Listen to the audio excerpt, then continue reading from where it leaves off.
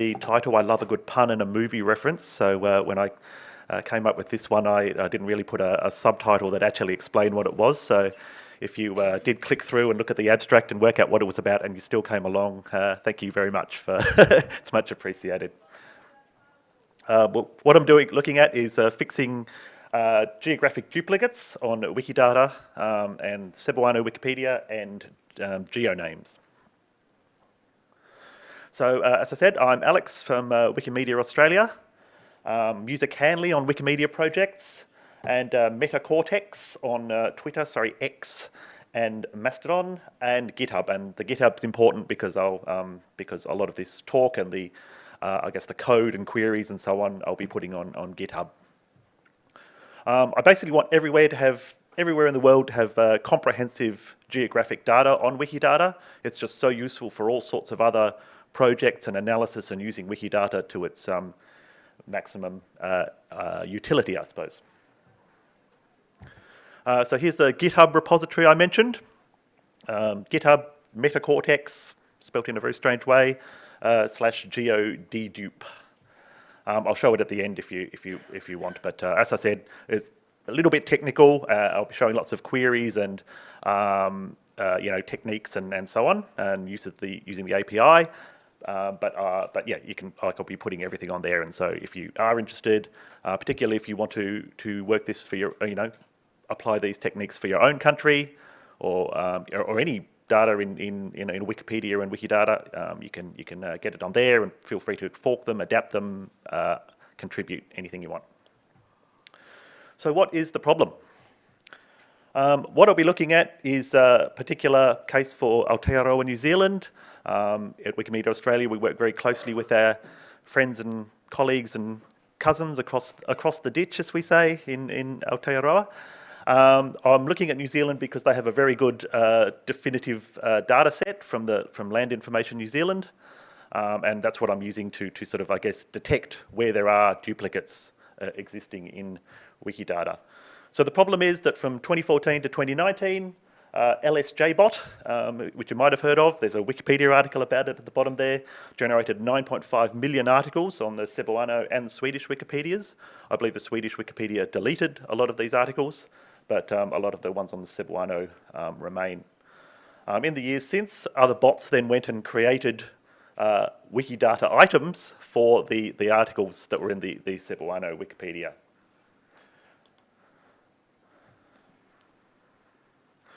So what that means is that there's many thousands of duplicates, mostly for geographic places, but for all sorts of the topics that were generated here.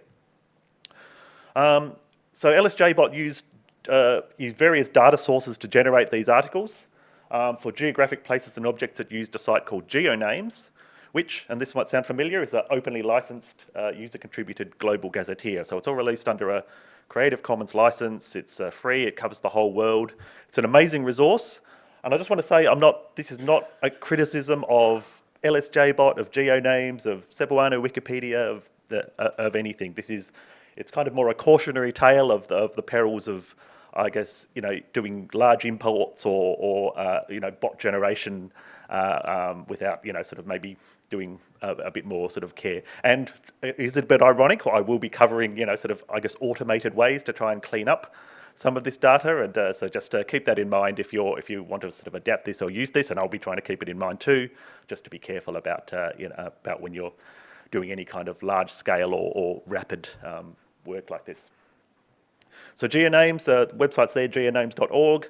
As I said, it's a very comprehensive sort of global gazetteer with coordinates and names for all sorts of places all around the world, every country. Unfortunately, there are some issues with the accuracy. The coordinates are often highly inaccurate. This is quite strange. They're actually, the data sources list that they have used Land Information New Zealand gazetteer data and Statistics New Zealand information. So I'm not sure why the coordinates are almost universally wrong. I had a few theories about it. I think there was an academic paper about it where they had some theory about bounding boxes. Someone suggested to me before that they've used digitized maps and actually used the location of the name label, which is why they're all a bit off. So the name label was never actually on the point where the a mountain is or a river is, and there's a lot of the rivers will have multiple coordinates, and that could be because a river will have the name of the river at numerous locations. So I'm not sure if that's the reason why, but there's some very strange issues with duplicates and coordinates being quite significantly wrong. And I mentioned the duplicates, so where objects have been imported to geonames multiple times. So this seems to have happened with geonames. I think if there are issues in other countries, they could be different or they could be the same, but it looks like, and I think this is to do with the way Land Information New Zealand does categorise everything. It categorises all mountains as hills and all hills as hills. It categorises all rivers as streams. And so I think someone has imported all the mountains as hills and also imported them as mountains. So that's why there's a lot of duplicates with these. So I've done a chart of, this is the raw GeoNames data set. This isn't on what's on Wikidata, but this is straight from GeoNames, where you can download an extract of each country's full data set. They've got these codes here, but as you can see, stream, STM, is the far and away the most common one with the most duplicates, and hill, mountain, hill and MT, mountain, and I think peak as well. So there's all the, I think, yeah, there's a lot of duplicates across all sorts of categories, but I think to deal with most of them most efficiently, if we look at the streams, rivers and hills and mountains, that will fix most of the issue as quickly in the most efficient way. So as I said, the duplicates problem seems to be mainly occurring for certain feature types, mountains and hills, and rivers and streams. So let's look at some examples. I've picked some kind of random names and then looked at them in the New Zealand Gazetteer as the official authoritative data set, and also in GeoNames and Wikidata. So I looked at Blue Mountain. There's 5 results. You can see where they are on the map there. This is in GeoNames. That's how the GeoNames search results shows up. I've filtered by mountain, hill, rock, because quite often there'll be a town or a locality with the same name as another geographic feature.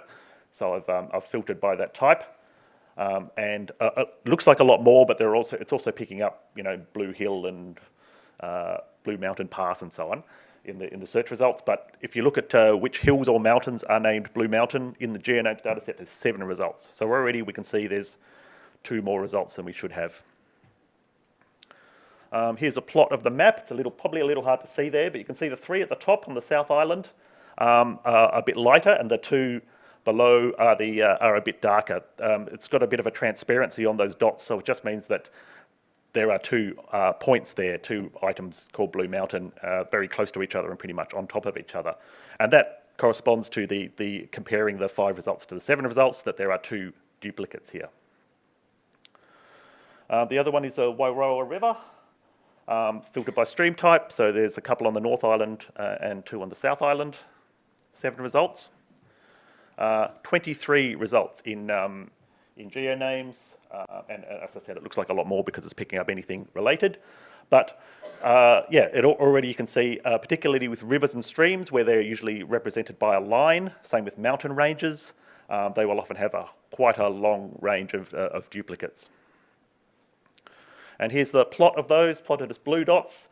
You can see it generally matches the Gazetteer one, but you can see there's sort of quite a few more dots and lines and so on. So how can we pick these up? There are 2 ways. You can do a geospatial query, but what I've actually done here is used, how can this be fixed? So I'll just take you going back to how to fix the issues on Wikidata. First of all, there's a mix and match catalogue for the New Zealand Gazetteer that I've set up a couple of years ago. It's going quite well. It's got about 60% matched. Some of the difficulty in doing these matches and reconciliation is in all these duplicates that exist. But the first step is to reconcile items to their LINZ ID, Land Information New Zealand ID. Second is to identify the duplicated items. So as I said, you can see for those 2 examples, there's quite a few. Then to remove the Cebuano site links and merge the duplicate items in Wikidata, and then replace the coordinates. As I said, even if there's only 1 item, the coordinates are usually quite inaccurate. So we can use the Linz Gazetteer ones, which are more accurate, and replace them. And those last two can be done with the quick statements tool on ToolForge. People have been fixing them manually. Myself, user Prosperosity, user Shaky Isles, have been, going through and manually merging Wikidata items. It takes takes a few minutes for each one, and so this is why I've been working on more automated techniques to do this. And yeah, but looking at which ones have been manually merged, and how I've done this is by querying where there's multiple geonames IDs.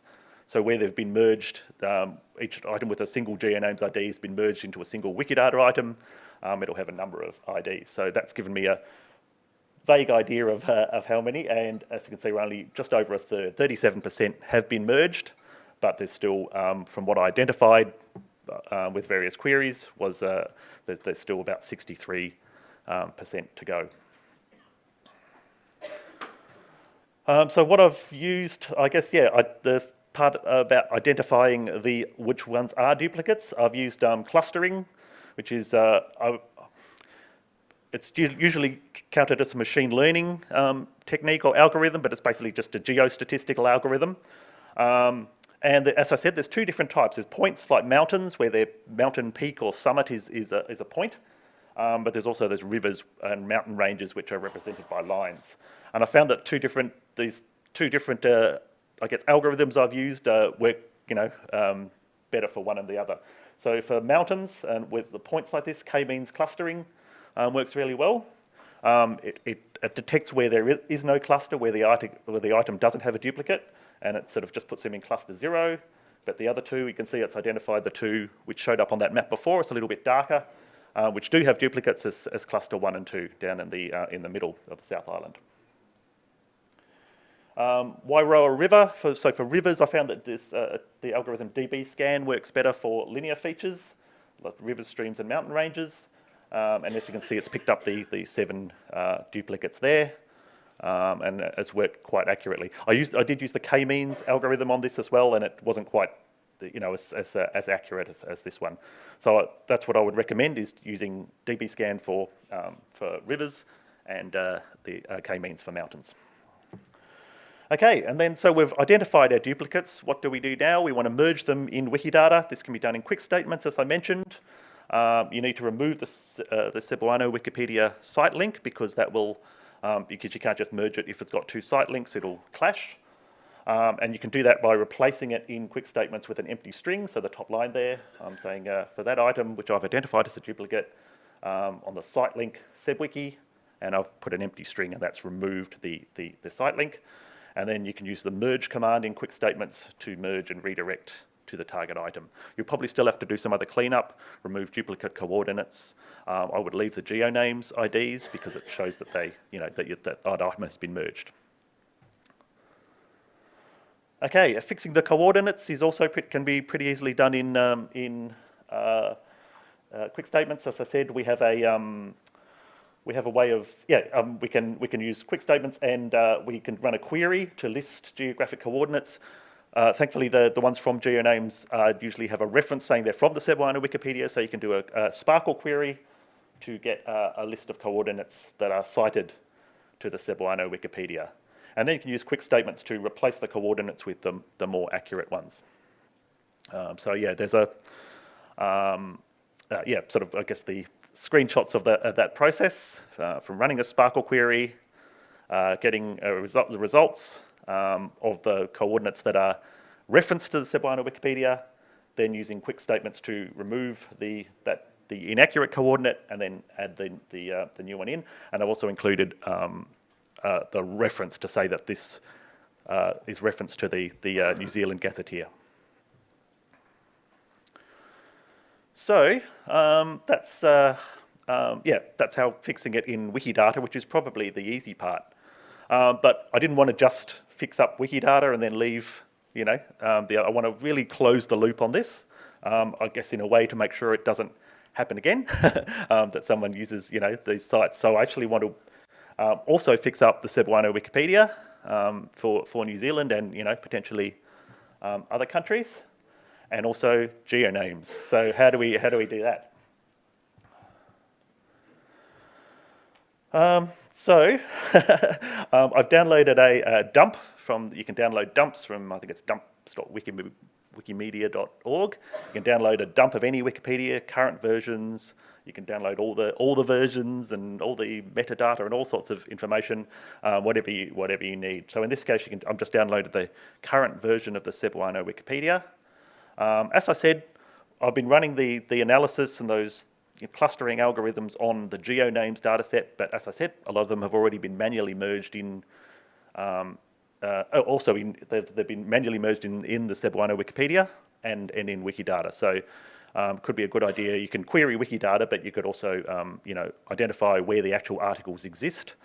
Another problem is if it's been manually merged, by myself or others, we've probably just deleted the site link and haven't merged or redirected the Cebuano article, so it's just sitting there with not connected to a Wikidata item. So that might be you could potentially use this dump to compare where there's a unattached Cebuano article with no Wikidata item, and then you can merge that properly.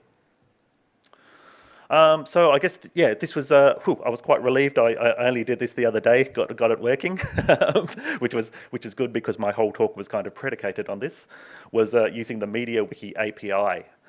So you can actually use this for all sorts of things, but what I was trying to do was do a merge or sort of redirect an article. Essentially, I was replacing the content of an article which was about a geographic object which I'd identified as a duplicate, and then redirect it to whatever I'd decided was the core one, the source of truth, the single one that I wanted to merge into. I've managed to do that using OAuth. What I'll try and do is set up this code in the GitHub repository so that it can use OAuth, so that anyone can log in using their account, get centrally authenticated using OAuth, and then they could run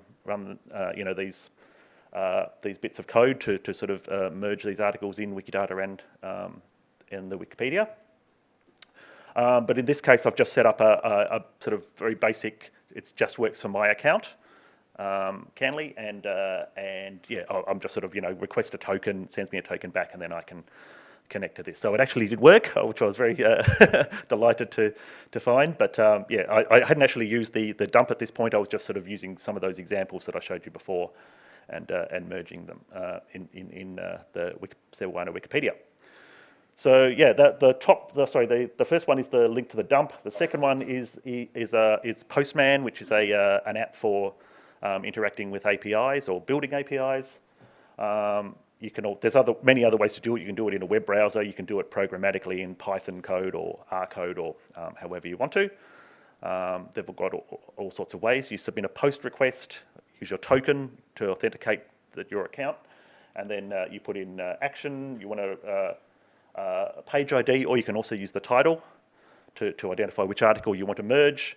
You put a summary, put merging with duplicate, and you put text, which is actually the whole article text, but in this case, because I just want to redirect, I just put hash redirect and then the name of the article I want to redirect to. And as you can see, it returns this JSON snippet saying that it was success, and it successfully merged the article. And when I look at the page history for that article, you can see that I've merged it into another article. So this was, this took a few minutes. I probably could have done it manually in the same time, but it just means that it is possible to programmatically write code to sort of more rapidly do this, to identify the duplicates and then to merge them into, what you identify as the main article. And how you do that is another issue. There's still issues with the coordinates on the Cebuano Wikipedia because they are from GeoNames.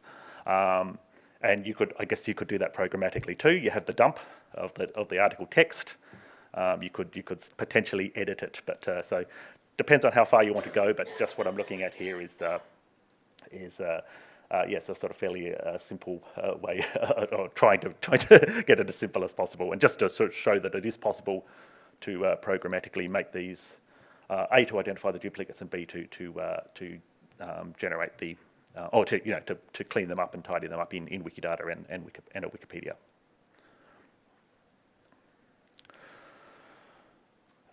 So as I said, that's quite a complicated process. I'll try and set it up so it's a bit more.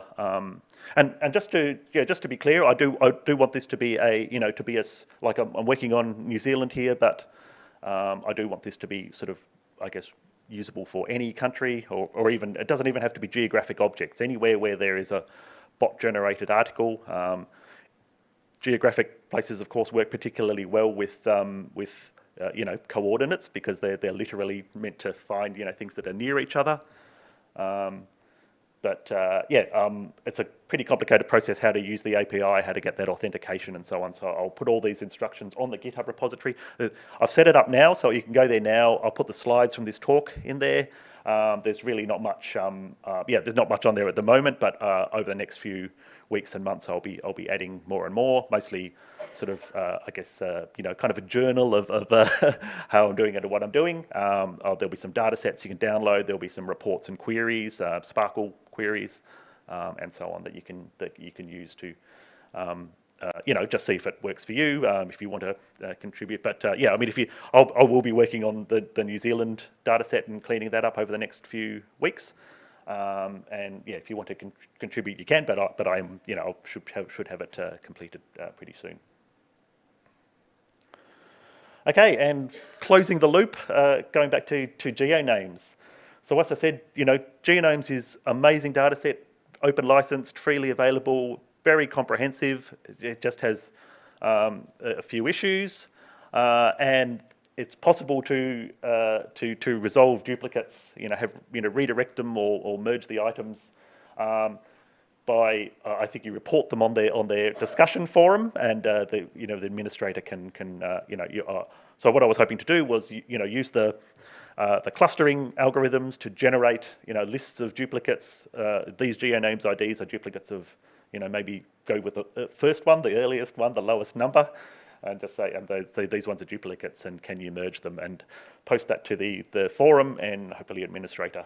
Hopefully, I've seen them do it. I don't know at this scale. We're talking like probably about 2,000 rivers, 800 mountains. So maybe 3,000 items. I can point them to the GitHub repository, I suppose, and see if they want to do it. But hopefully, this is just trying to sort of close that loop, sort of once and for all. There's the GitHub repository again. As I said, I'll put the slides up. I'll put a few Sparkle queries in there that I've been using, and I can. And I'll be adding to that significantly with how to use the API. How to run queries, how to run the clustering algorithms. If just in case you want to do it for, if there's issues that you've identified in Wikidata, in Cebuano Wikipedia, or in GeoNames for your own country, and hopefully we can get the whole world cleaned up.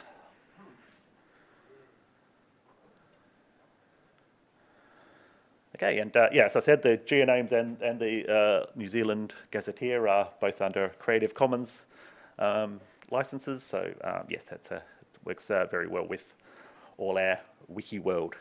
So that's all I've got. Does anyone? I've got 4 or 5 minutes. Any?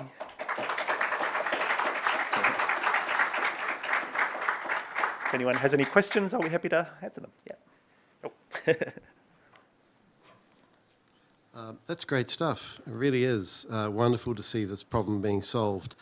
So about 10,000 things fixed for New Zealand, a couple of hundred other countries. It's quite a lot of work.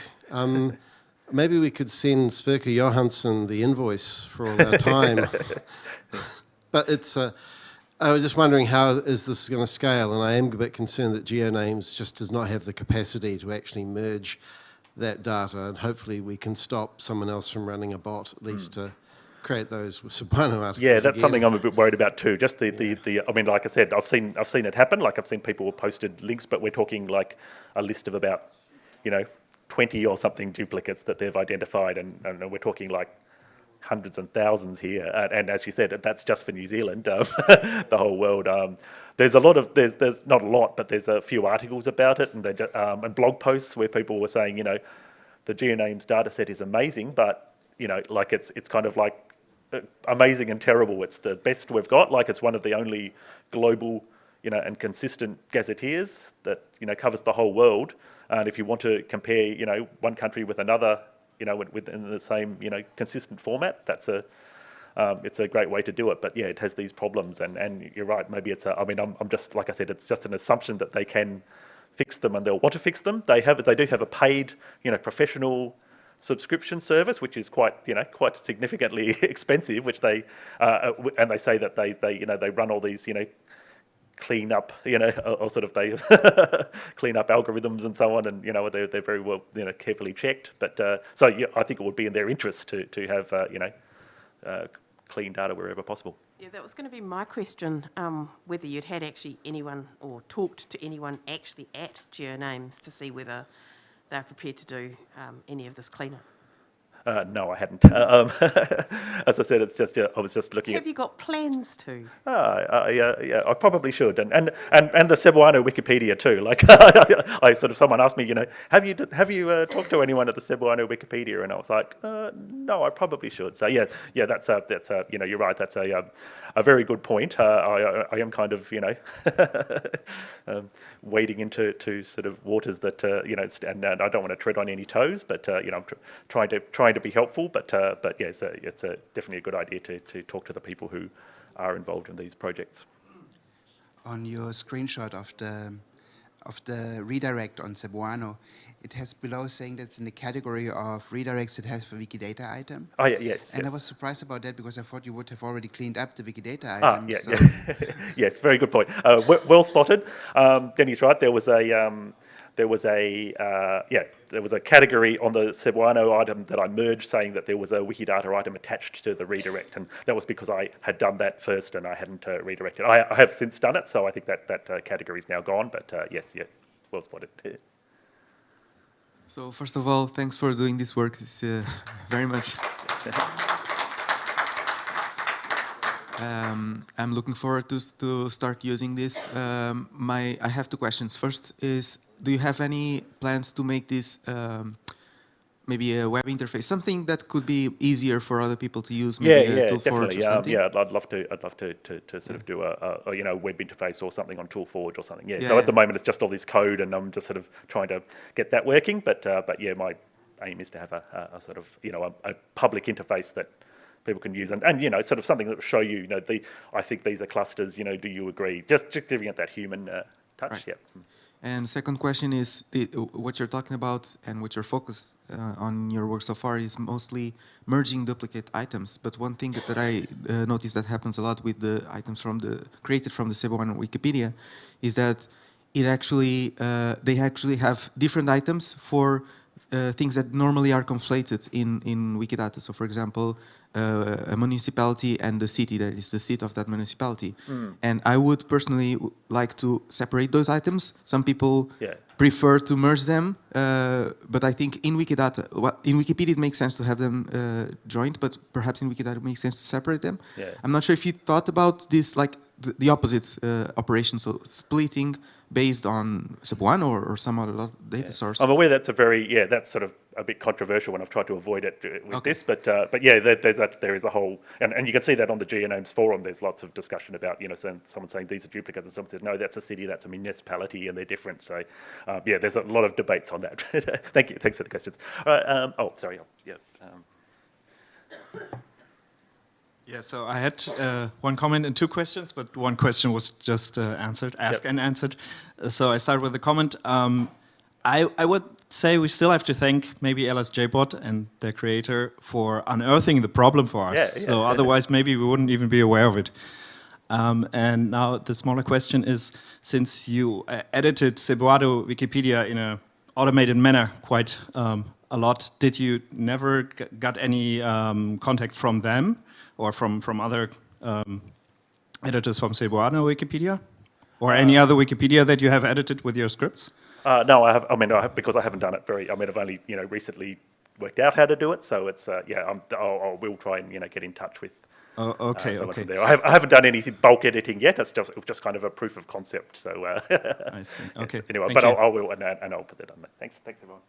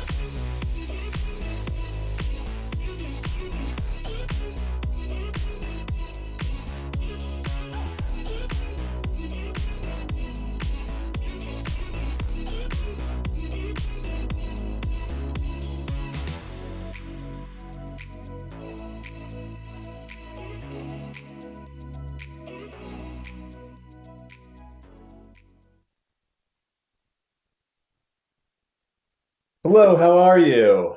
I'm here to talk about the Open Climate Network. My name is Evan Pedromo. I'm probably best known in this community as being the founder of Wikitravel, the wiki travel guide that is now Wikimedia project Wikivoyage. I'm also known for my work creating open source social networks like Identica, working on open standards for social networks. I'm a former Wikimedian where I was product manager for APIs, but today I'm here in my current role as director of open technology at the Open Earth Foundation. The Open Earth Foundation is a US nonprofit. We have a worldwide team from Europe, Africa, South America, North America. And our goal is making open source software for a thriving planet. We work on, with universities to bring research projects into open source products. And we also partner with international organizations like the UNFCCC, the UN organization tasked with fighting climate change. Speaking of which, we are in a climate emergency on this planet. I'm really sorry if this is the first you've heard of it. We are at a point where we have had a temperature rise of 1.1 degrees Celsius over pre-industrial average temperatures. Of that, 0.7 C has been increased since 1990, so within the lifetime of most of the people in this room. This is causing catastrophes around the world, as we all see in our newspapers, online, etc. From my home country of Canada, where our boreal forest is currently causing evacuations to the far north in Yellowknife, to Maui and Hawaii, Tropical Storm Hillary, which is going to be the first tropical storm to hit California in 80 years, as well as heat waves, sea level rise, wars, drought, refugee crises around the world. Climate change is a real and present danger for all of us. The cause of climate change, global warming, is caused by our injection of CO2 and other greenhouse gases into the atmosphere. Scientists' best guess on how much carrying capacity our atmosphere has is about 450 parts per million of CO2. We are dangerously close to that limit with approximately 411 parts per million currently. So we are, and we continue to inject CO2 and other greenhouse gases into the atmosphere at a rate of about 50 megatons per year. Excuse me, 50 gigatons per year. But all is not lost. In 2015, the leaders of the world came together and agreed to voluntary cuts in their emissions of CO2 and other greenhouse gases, with a long-term goal of keeping the increase of global average temperature to well below 2.2 degrees above pre-industrial levels, hopefully down to 1.5. The way that they are doing it is by having agreed upon voluntary cuts in their emissions and submitting climate plans. Every single signatory needs to do this. And many are aiming towards net zero climate emissions by 2050. And some are aiming for cutting their emissions in half by 2030. Of course, when you have this kind of voluntary framework for any kind of system, transparency is key.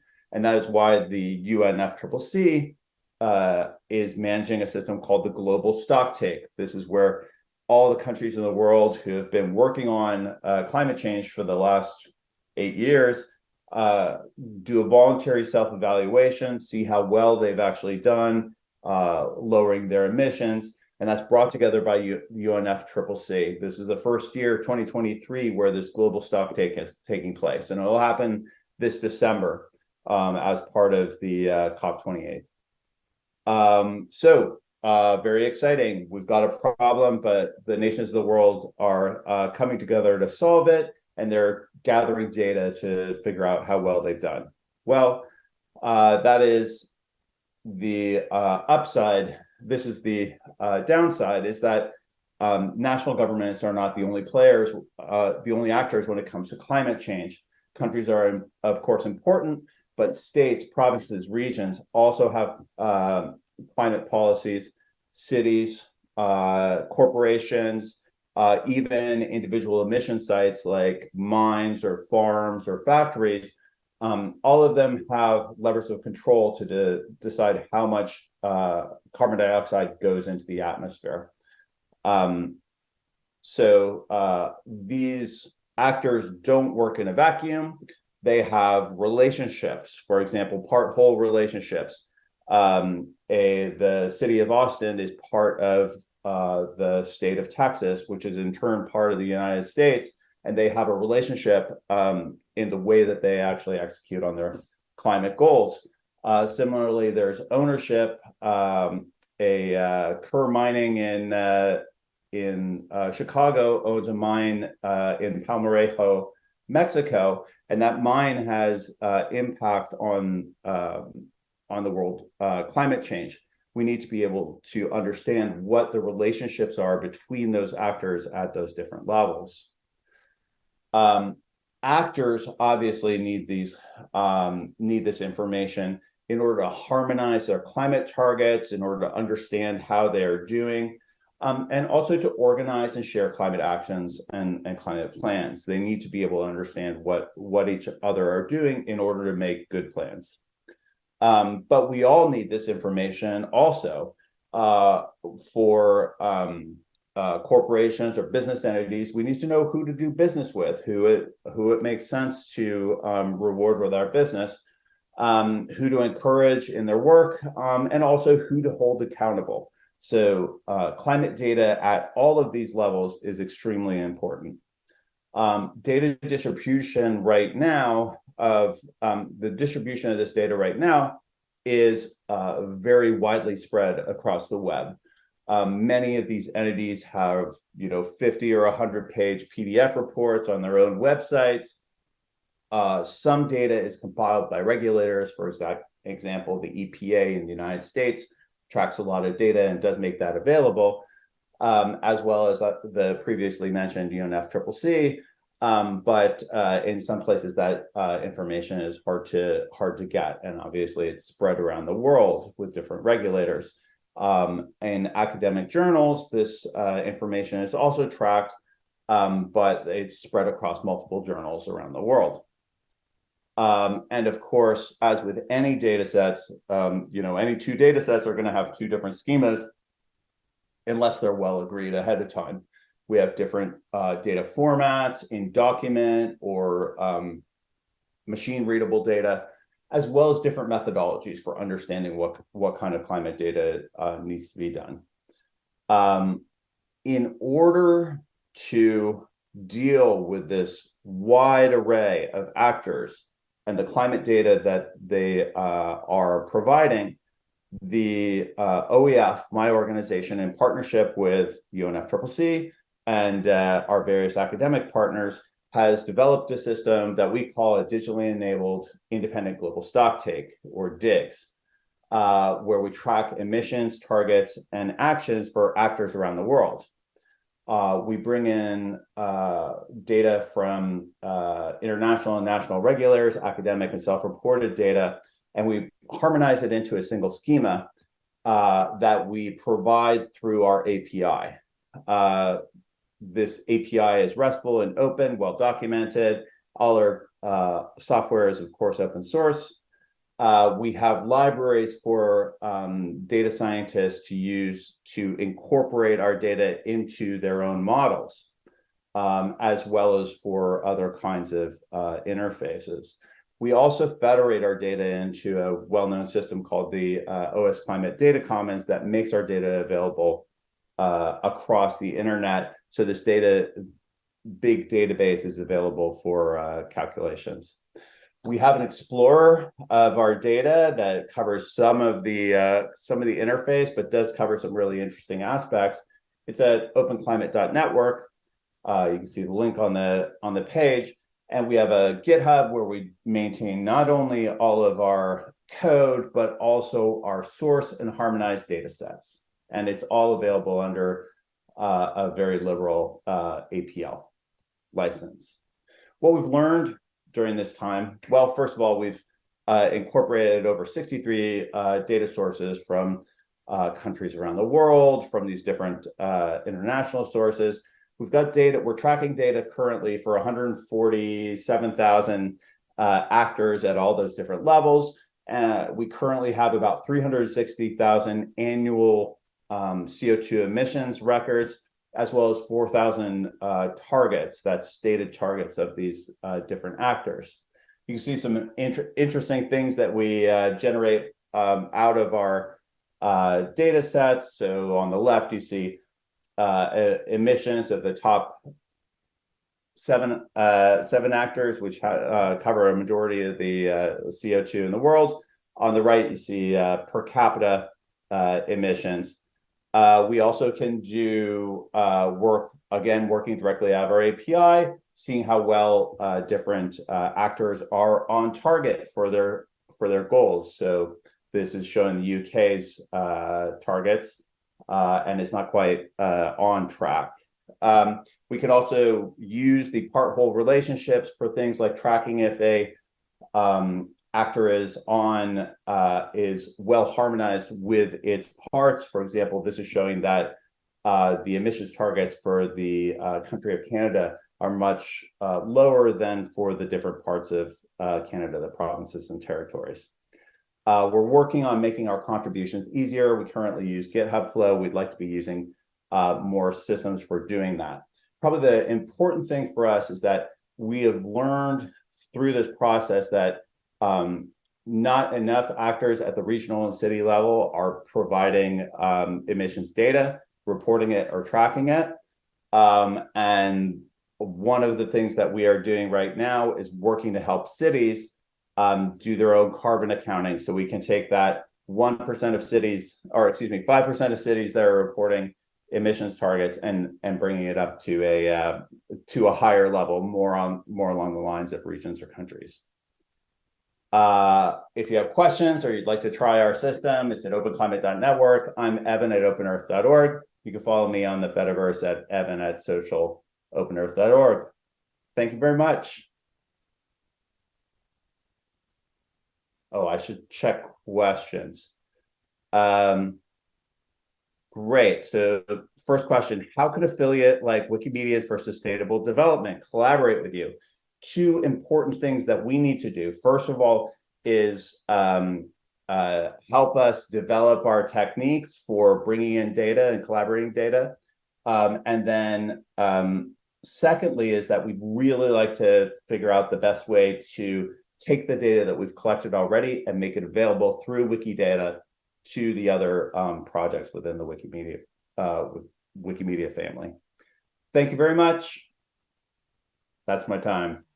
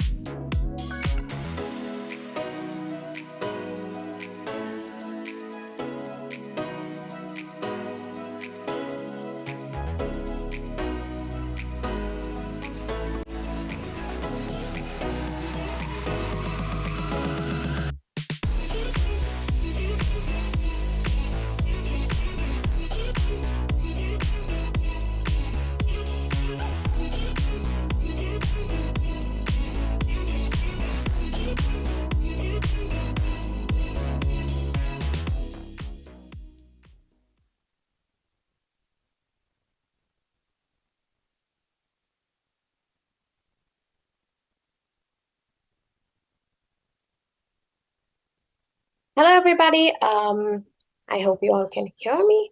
This is Shweta, and I am dialing in from India, so it's quite early here. But I'm here from Semantic Climate to talk about how we've been building a climate knowledge explorer using Wikimedia tools. A little bit about me. I am a volunteer developer and program manager at Semantic Climate, and I've been working with Semantic Climate for close to 3 years now. So at Semantic Climate, what we've been doing is we've been building Climate Knowledge Explorer, liberating climate-related facts from scientific literature. So in the next 15 minutes, I want to talk about what we do at Semantic Climate, how we integrate Wikimedia tools like Wikidata and Wikibase in our pipeline, and how we work as an open science project. And I'd also like to hint a little bit about our future events. With that, let's get started.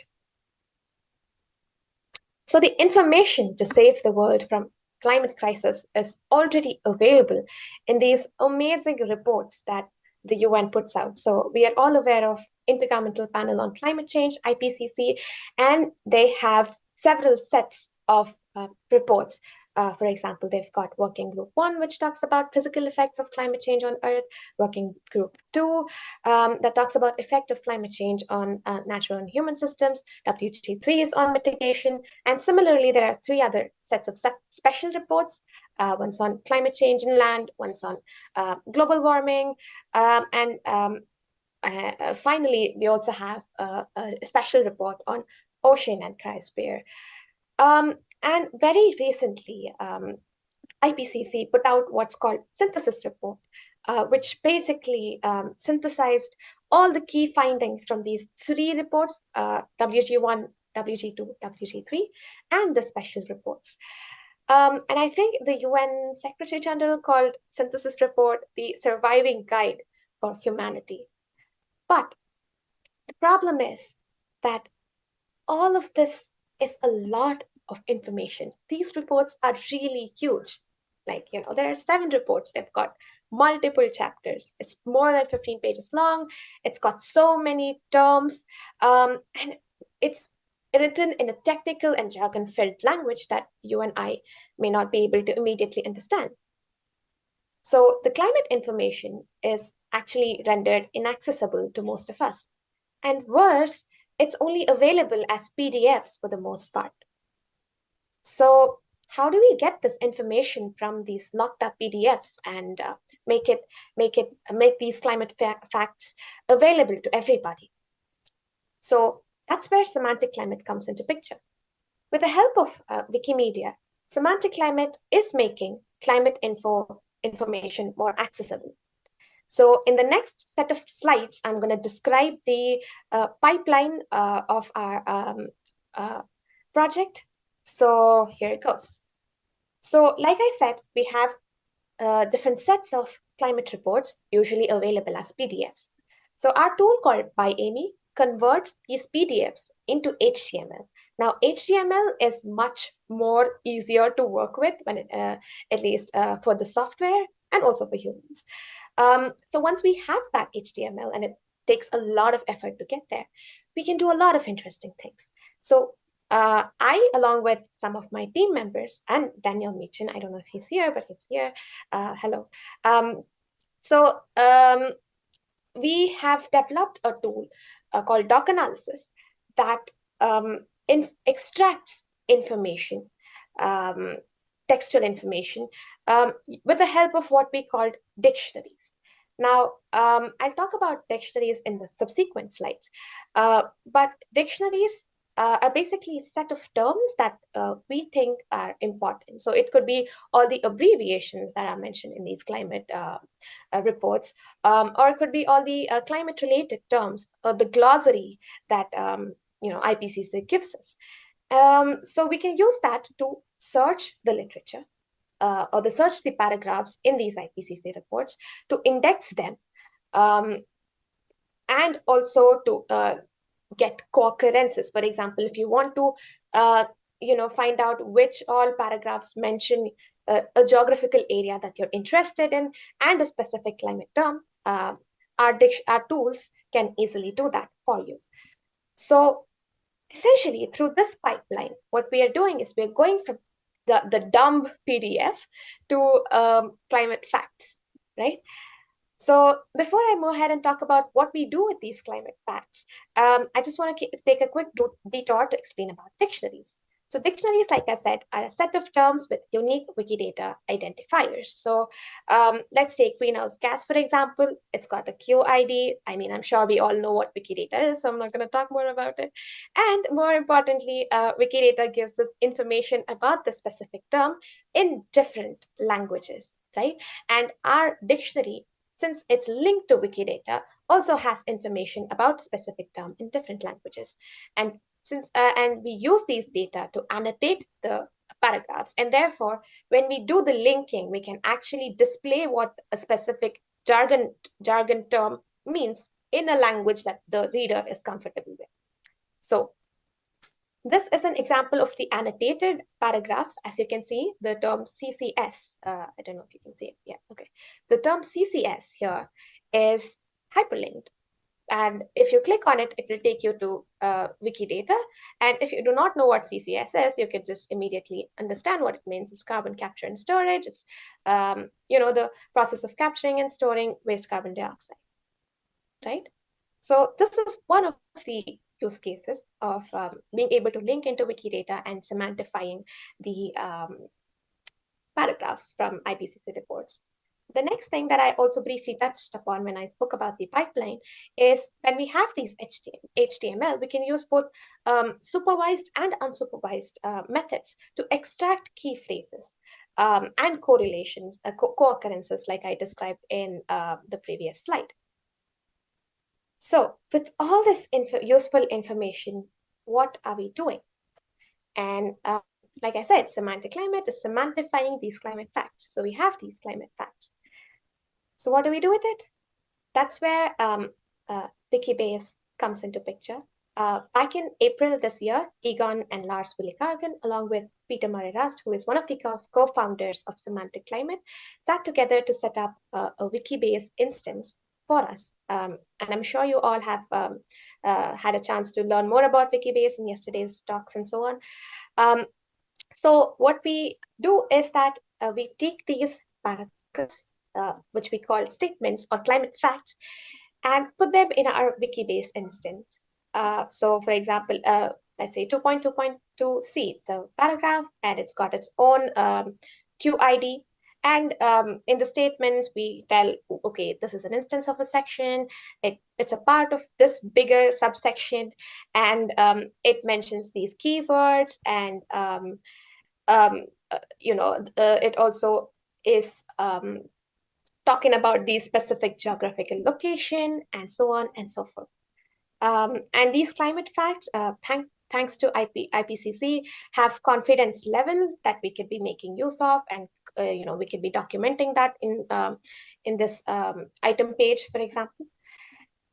So with all this information curated on this open database, we could be doing a lot of interesting things. So through this, what we can do is you could explore the climate facts in however way you want. Essentially, this becomes your climate knowledge explorer.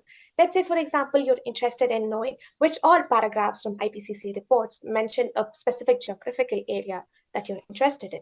And you can write a quick Sparkle query to do that once we have all the information in our Wikibase. And second, let's say you're interested in building a knowledge graph of all of the, based on which paragraph references which other paragraph from the IPCC reports. And you can do that, again, by writing a Sparkle query. In other words, what we are doing is transforming the way anybody would read IPCC reports. And this can help them build newer connections that otherwise wouldn't have been possible with just simple PDF reports, right? So this is what we've been doing with Semantic Climate. Now I would like to talk a bit more about how we work. So we have been running a lot of hackathons, and it's driven by all these amazing volunteers. Our our project is mainly run by volunteers. So in the past, we've been part of Hackathon Piaget, which we won. This happened in the University of Geneva. This happened at University of Geneva. And after this, we ran our own hackathon in Delhi. This was fully online in September. And very recently, we ran our in-person hackathon in Delhi with about 30 people, trying out our Wikibase instance, trying out our tools, and so on and so forth. We have more pictures in the subsequent slides. Finally, we were also part of FISKI recently, where we had about 10 people, I guess, trying out our tools and testing them. So this was during Hackathon Piaget, where we had people run our Google Colab notebooks that took them through the entire the pipeline. And here we also had people who tried this out and translated the documentation into different languages. And this was truly learning by doing, right? This was our Delhi event, September. And finally, this was our climate knowledge hunt in May 2023, where we had different breakout rooms and people tried running our Wikibase, writing Sparkle queries, used our tools, doc analysis by Amy, Pygate papers, and so on. And these hackathons also produced a lot of volunteers for us.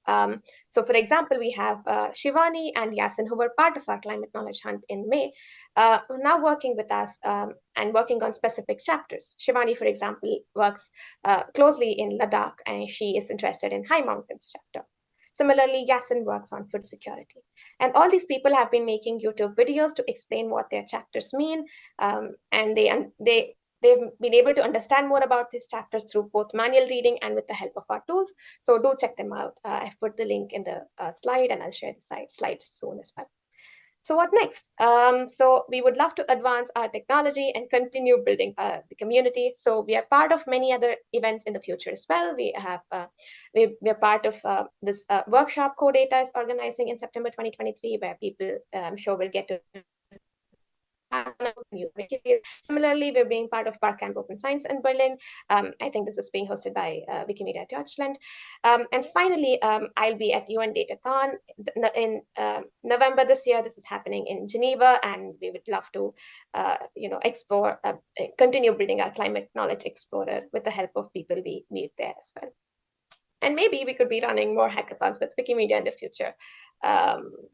So yeah, please do check out our website. We are very active on our website. You can check out more about our events, test our tools, try out our Wikibase instance. And yeah, so please do come join us in building this climate knowledge explorer to make climate knowledge accessible to anybody. You can, be exploring the content, for example, become chapter champions, or you could improve our tools. We follow what's called open notebook philosophy. So all of what we do is put out online as soon as it's done. Or you could be a part of our community process. We could engage us through various events that we are part of, or just test our tools, improve documentation, whatever. And we would love to have you on board.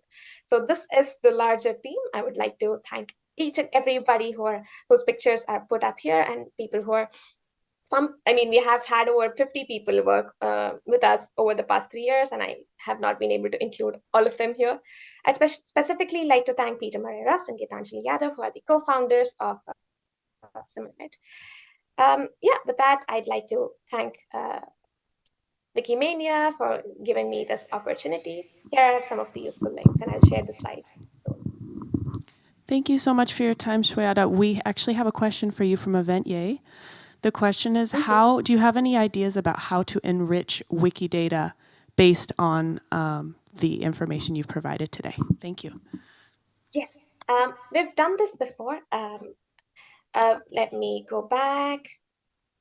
So with the tool called doc analysis, what we were able to do is use semi-supervised searching to extract information from the scientific literature. So we also work with scientific literature that's available as XML. And what we did with doc analysis, this was the work that I did with Daniel Meachit, is that we were able to get information about the ethics that were mentioned in the scientific literature using the Wikidata driven dictionary that we had created for organizations. And so for all the papers that we were able to analyze, we got the organization that had given ethics consent for that specific study.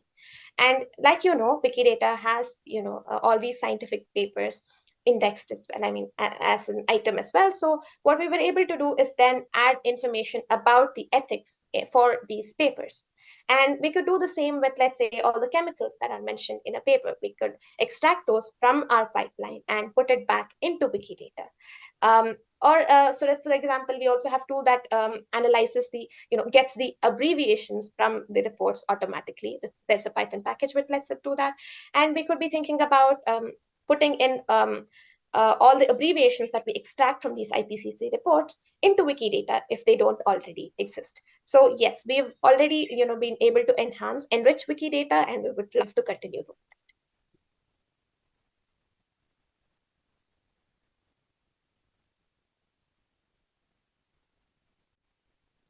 I hope that answers the question.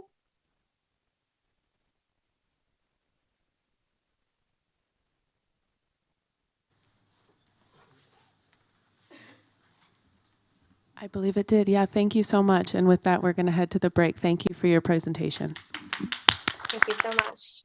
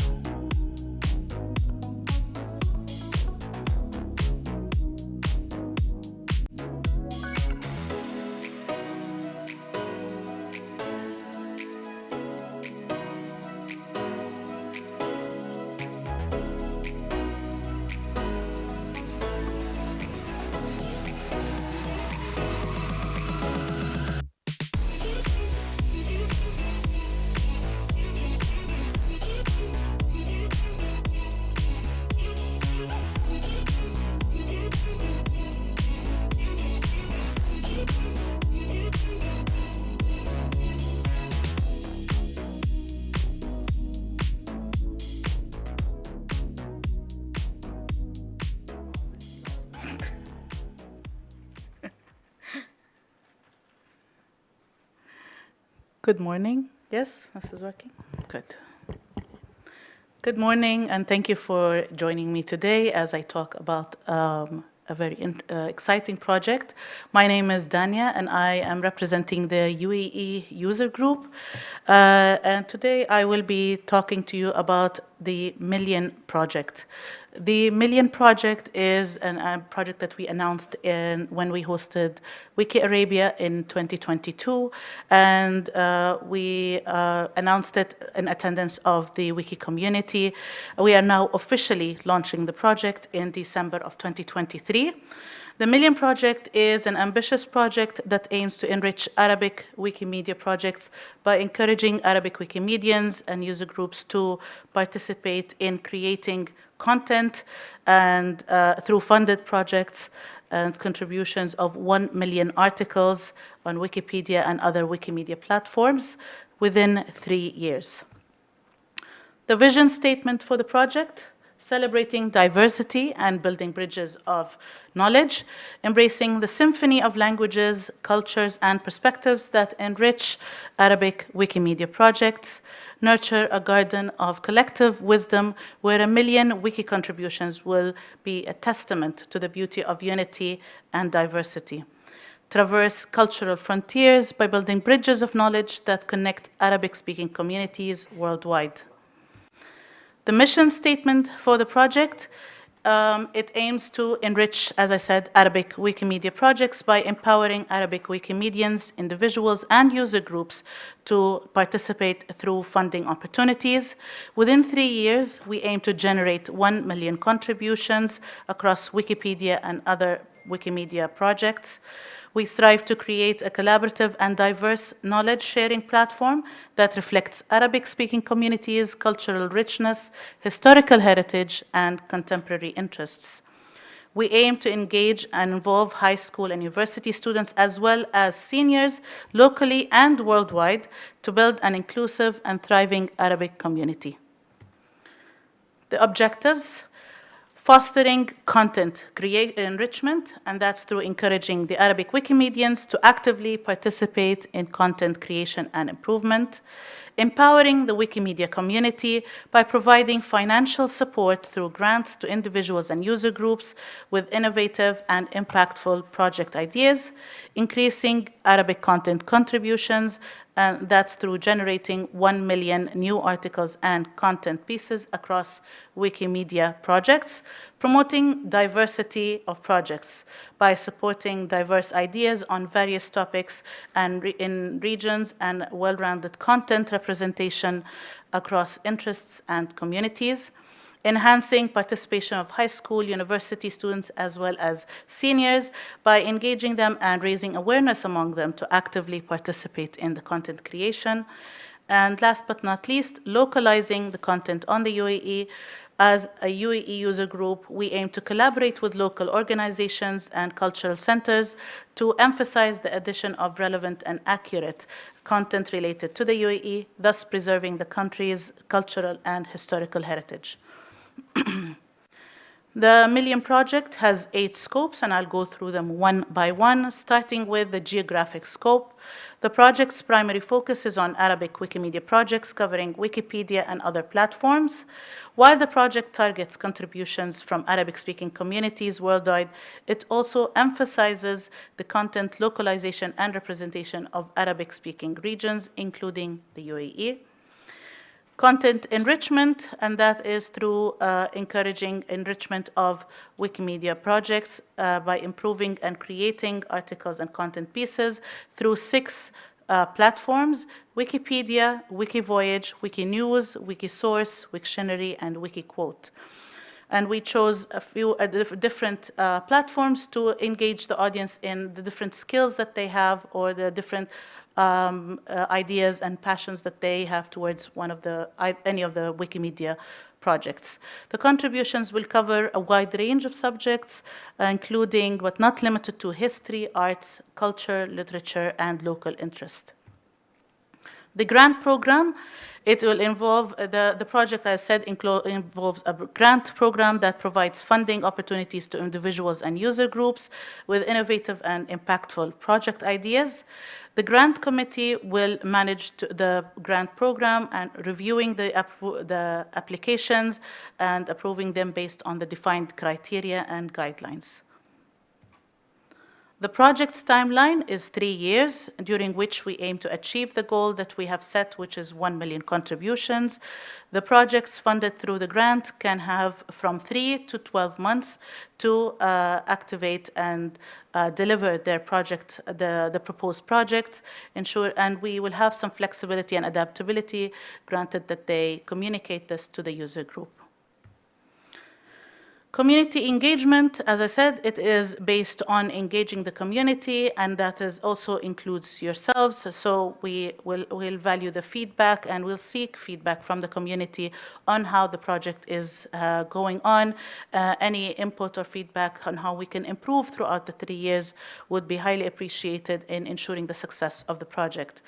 It also, on a local base as well as worldwide, actually, we would encourage the user groups and young individuals, youth, to be part of this project, as well as the user groups engaging the seniors and youth in their communities to participate in content creation. Communication and outreach. The Million Project will include a communication and outreach strategy to promote the project, raise awareness, and engage the different stakeholders. Activities will include official launch, press conferences, social media announcements as part of the outreach program, as well as, of course, the meta page of the user group as well for more updates. The impact of the project incorporates a data collection and evaluation mechanism to assess the impact of and the progress of the funded projects. KPIs will be defined by the individuals or the user groups to measure the effectiveness and outcomes of the project. And last but not least, collaboration and localization. As I said, the user group will engage with the local, cultural, and government entities to support and encourage their individuals to be part of the content creation, as well as increasing the content on the cultural heritage of the UAE. The project is time-bound, community-oriented, and emphasizes impact evaluation and collaboration to contribute the 1 million contributions within 3 years. Now, how the grant funding program will work. We will have a website that will include all the terms and conditions, the criteria for applying for the grant, more information about the whole project and how you can be involved.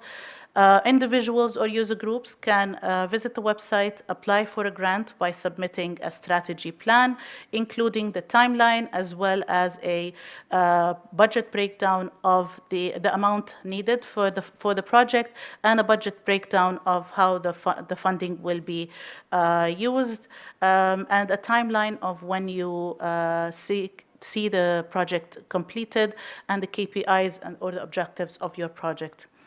The grant committee, which is going to be created specially for this project, will review the proposals and will either approve or reject. They will also reach out to the individuals or user groups for more clarification on their proposals if needed. The proposal has been approved to be implemented within the specific time frame. So once the user group or individuals have applied for the proposal and they give us the timeline, we expect the delivery of the outcomes within the timeline stated by the group or the individual, unless communicated with the grant committee and the user group for any reason. But as I said, there will be some flexibility with that. And once the project or the initiative is completed, we expect the individuals or user groups to submit a report of the outcomes of their project, as well as how the funding was used throughout the project. And that's it from myself. If you need more information, I have our email address and our Instagram page, where you can also message us on that and reach out for any questions. And I have 10 minutes to open it up for any questions if anyone has any. Otherwise, I will take my leave and say thank you. And we can share this information with anyone. If you reach out to us, we can share the PowerPoint with you via email, and you can have that to discuss with your user groups as well. Thank you.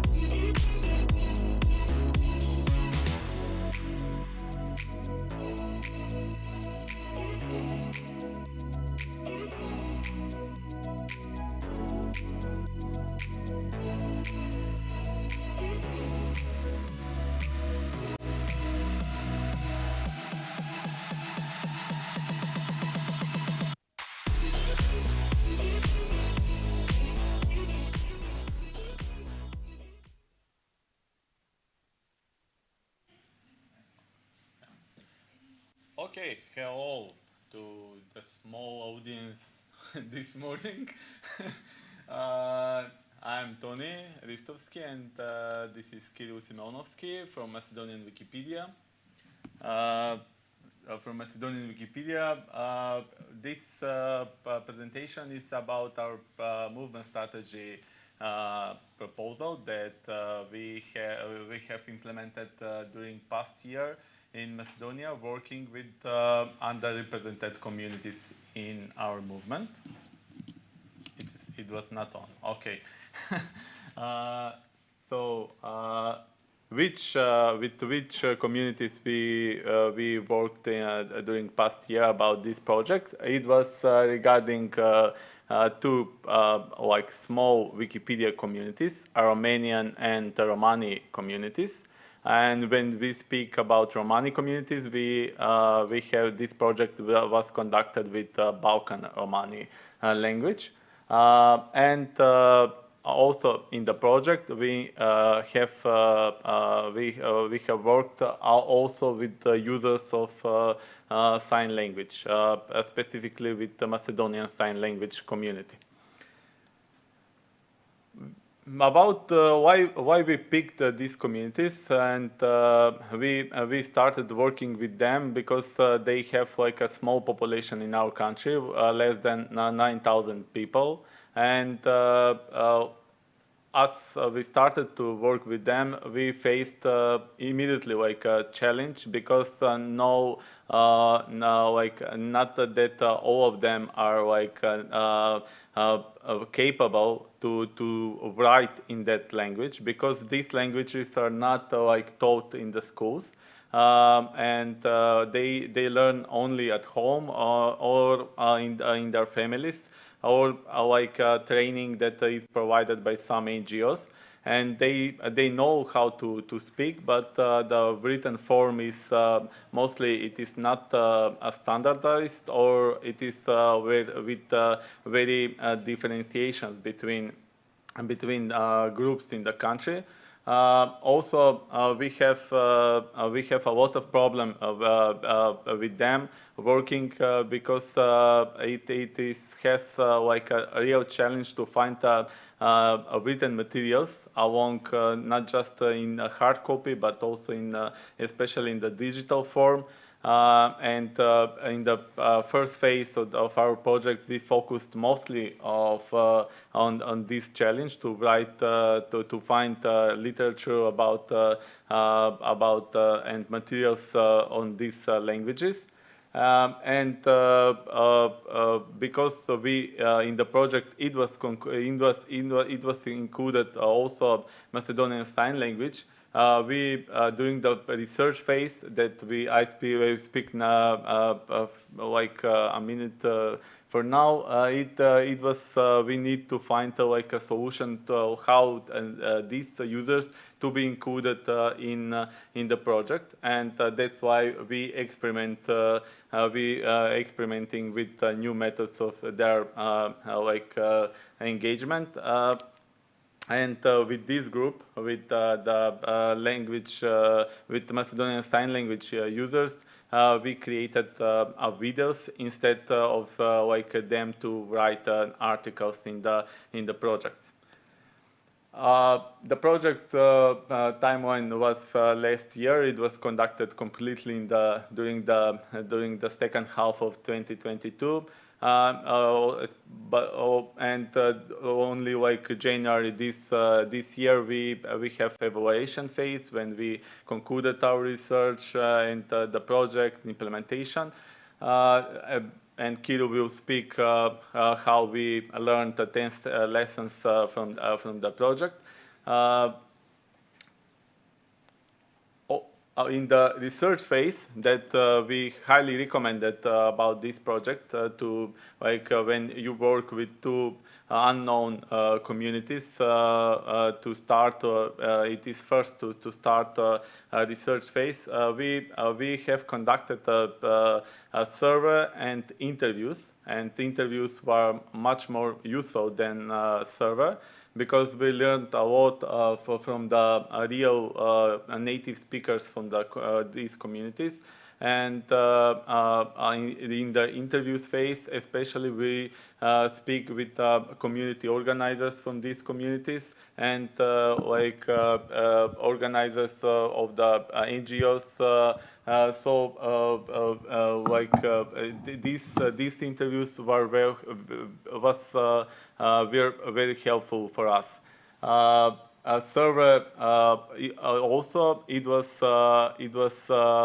distributed thanks to our partners, external partners from these communities, from Armenian and Balkan Romani community in the country, and we end up with more than 20 or 300 users that fill our server, which was like a good number when you take in amount that it is very small populations of just 9,000 people in the country who can speak the language. In the implementation phase, like every other project, and also because these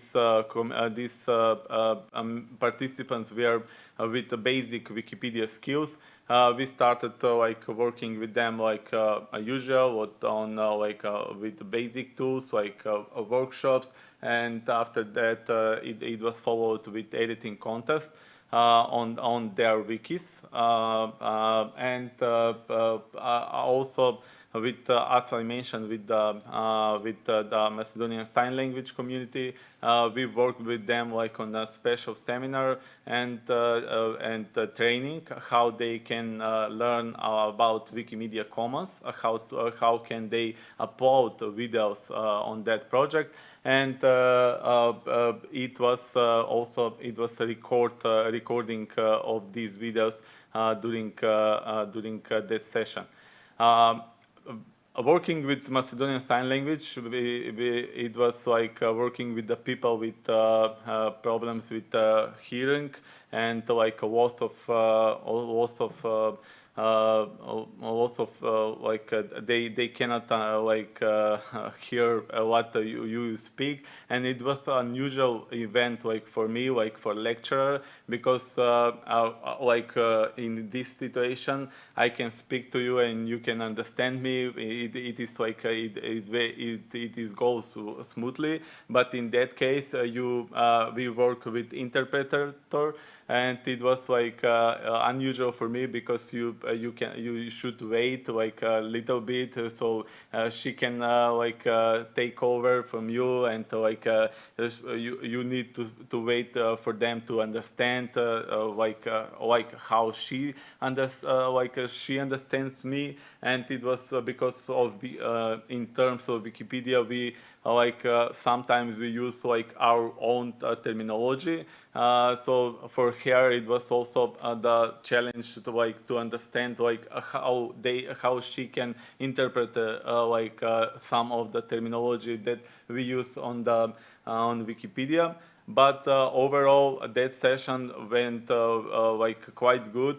We filmed and we recorded over I think more 15 or 20 videos in one day, and the users were very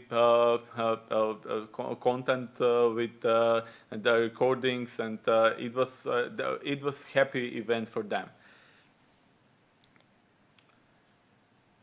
About the evaluation phase, my colleague Kirill will talk much more about these 10 lessons that we learned during the project. Okay, thank you.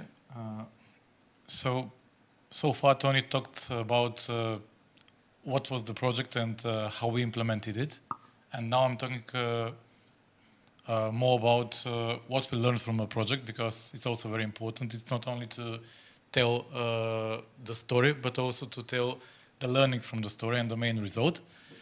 So the first lesson that we learned from this project is that communities require thorough research in order to get more information and to gain better familiarity with them and with their needs and expectations. As Tony mentioned, we shaped our research with two primary tools. The first one was to launch a survey, and the second one to organize interviews with experts on the languages. This ought not to be the main way to go. Every community willing to work with such underrepresented groups in different countries may have different approach on how to shape the research phase. I know that there are many affiliates in the movement who have done this in different ways, and my main recommendation would be to get a better sense and to experiment with many different things that you should make work. Okay, the second lesson is that every community is different with specific needs and expectations. In this project, we included 3 of them. 2 of them were pure language communities, while the third one was a community for sign language. This means that from the beginning, there are 2 different ways that we should go through. The first one was to deal with people who can speak and write in the language. Even though this seems like one group, at the end it appeared that the needs of the Romanian-speaking and Romani-speaking communities were quite different. For example, even though both communities had problems with materials in their languages, at the end it appeared that the Romani-speaking communities even had problems that they could not publish books in their language, even by the NGOs, because the government are required to have specialists in the language so that a material could be published. This was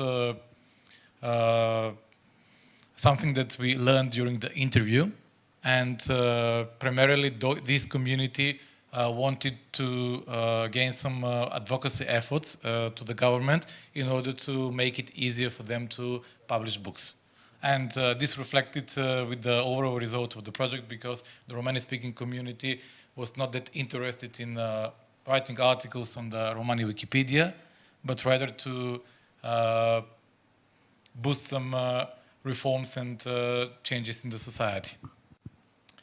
The third lesson is that fluent speakers of such languages with very small communities are difficult to find, and it's even more difficult and challenging to inspire them to edit Wikipedia. I have to say that it was a very big success that we attracted a dozen of people who speak the Romanian language fluently to try and edit Wikipedia, and this even resulted in an even bigger success that we had this year, because the Armenian-speaking community continued to be active, and they participated in the CE Spring Writing Contest, in which they wrote articles about the other participating CE communities.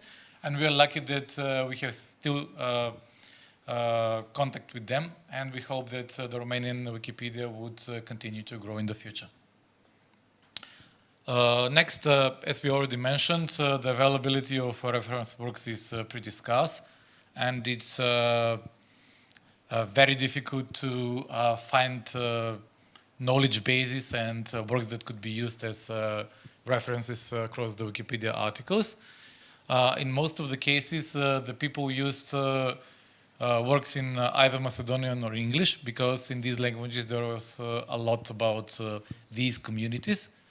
And this was really a barrier because usually people tend to prefer their own language to write to document some cultural things, traditions, and other things that are related to the community. But in our case, we were restricted to what was written in Macedonian and English, so that they can use while writing the articles.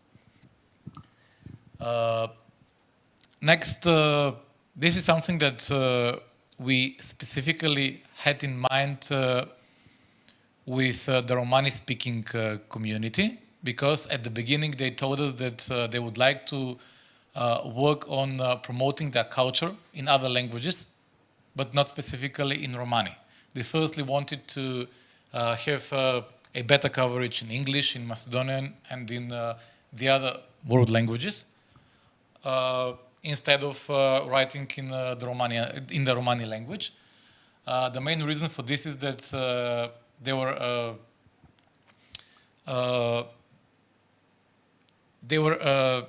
they knew that there are many mistakes and inaccuracies on the English Wikipedia about their community, and they even pointed out to some prejudices in a couple of articles, and their wish was not fully covered by the goal of this project to promote their Wikipedia. And this is perhaps one of the main reasons why they didn't participate actively in writing articles on the Romani Wikipedia. Then we also learned that organizing hybrid events is the right way to go when working with these communities. This is mostly because the geographic distribution of these people is too wide. It's impossible to gather people from different parts of the country at one place and organize in-person events like workshops and editathons. This was really helpful because we also had a Zoom link. We allowed people to participate in an online platform and also learn how to edit Wikipedia and write articles by following it virtually.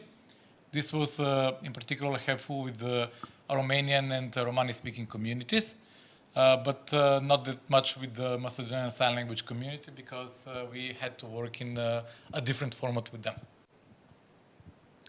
Okay, so the lessons learned so far were mostly about the language communities that we involved, and the ones coming after them, beginning from this one, are mostly about the work with the sign language community. So the first and the most important thing is to find a language interpreter, a sign language interpreter who can facilitate the communication between us and the users of the sign language. At the beginning, we were lucky to find a language interpreter who worked at the cabinet of the president. She was really a high professional, and she was even aware about the state of the sign language community in Macedonia, and she also provided a lot of useful information in the research phase. Then a major learning was that the sign language users are not proficient users of the written language. So even though the Macedonian Sign Language is based on the spoken Macedonian language, the fact that these people have never heard how the Macedonian language is spoken means that they could not develop proficiency in writing it. And even the level of comprehensions of the written text was lower than, for example, for ordinary Macedonian speakers. It means that practically the Macedonian language for these people is like a foreign language, and that's why they prefer to have recorded materials in the sign language so that they can easily get the meaning of the content in the articles. Then, as we already mentioned, working with this kind of communities requires experimenting and introducing innovations. The main innovation that we introduced in this project was that we recorded the gesticulations in the Macedonian Sign Language, which interpreted the content from the Wikipedia projects. All these materials that were produced are available on Wikimedia Commons and have been used across articles in the Macedonian Wikipedia. And then the last lesson learned is the famous quote by Pierre de Coubertin, the founder of the modern Olympic Games. L'important c'est participer, which means the important thing is to participate. We really didn't want to have very high expectations when we started working with the project. So it's impossible to predict how many articles will be created, how many people will get involved, because, as we mentioned, we were working with very small communities, and the most important thing was to get them involved in the Wikimedia movement in some way. And at the end, we also would like to mention something about the follow-up of this project.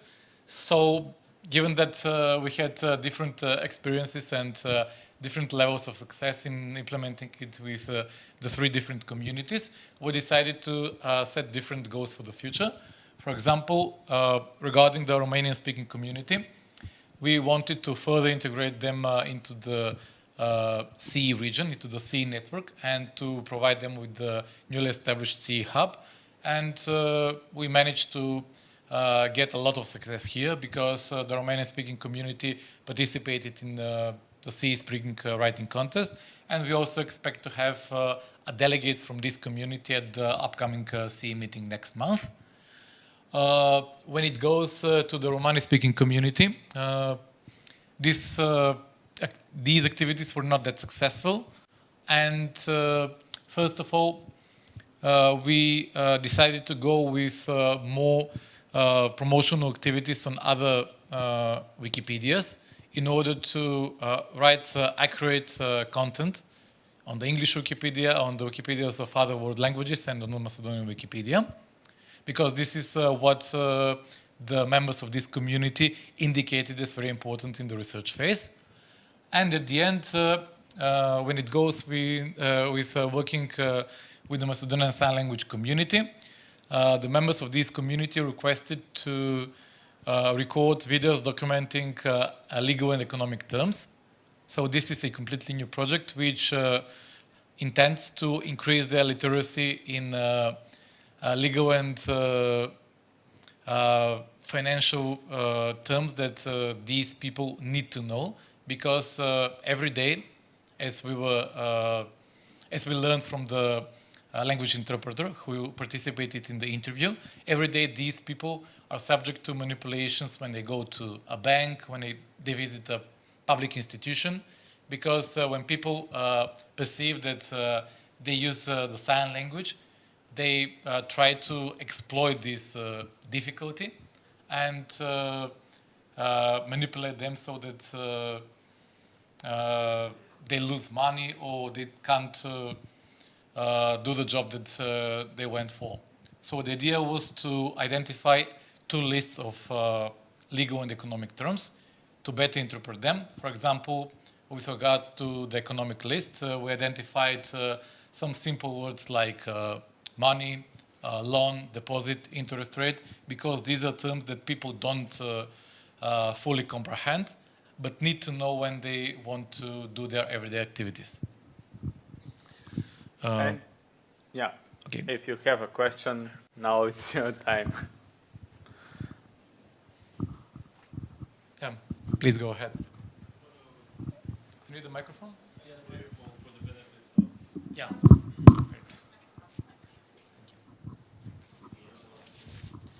Hello.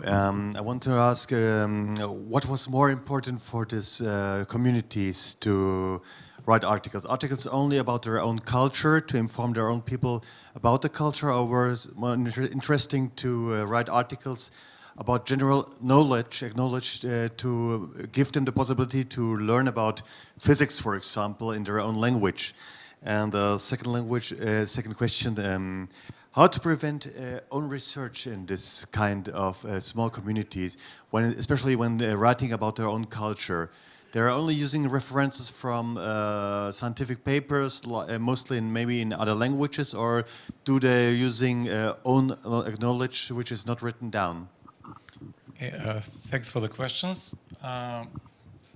For the first one, we prepared a list of articles that we proposed to the participants in the workshops and editors, so that they could choose and edit.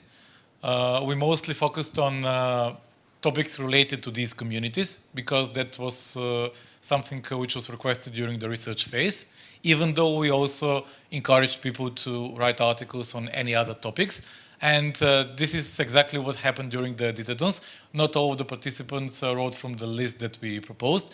There are also people who wrote articles about different topics in geography, in culture, in religion.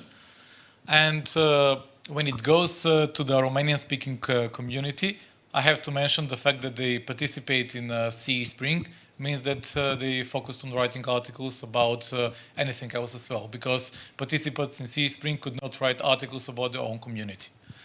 On the second question, as I previously mentioned, it was difficult to find reference works in their own languages because there are not a lot of works available. They chiefly used materials in English and Macedonian, and we mentored them during the program so that they not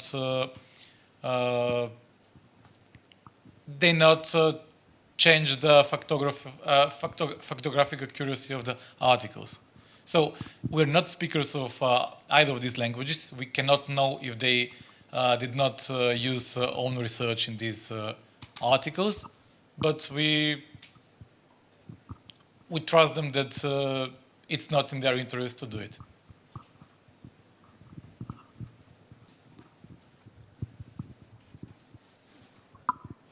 A comment and a question. Thank you so much for this. It's incredibly interesting and also really important, the findings that you're sharing. So if you haven't already, I hope that you would consider at least writing a diff blog post so others can also take advantage of the lessons that you've shared. My question is, and I'm sorry, I came in late, so perhaps you answered it. You had a slide that mentioned it's also difficult to motivate members of small language communities to participate in the projects. Could you explain the why behind that? Why it was difficult to motivate them and what you think some of the blockers were? Yeah. When it comes to, like, it is already published on Div, that I can say. About motivation, we have like a different motivation in different community. On example, Romanian community, maybe this is like a small history, but Romanian community in our country is like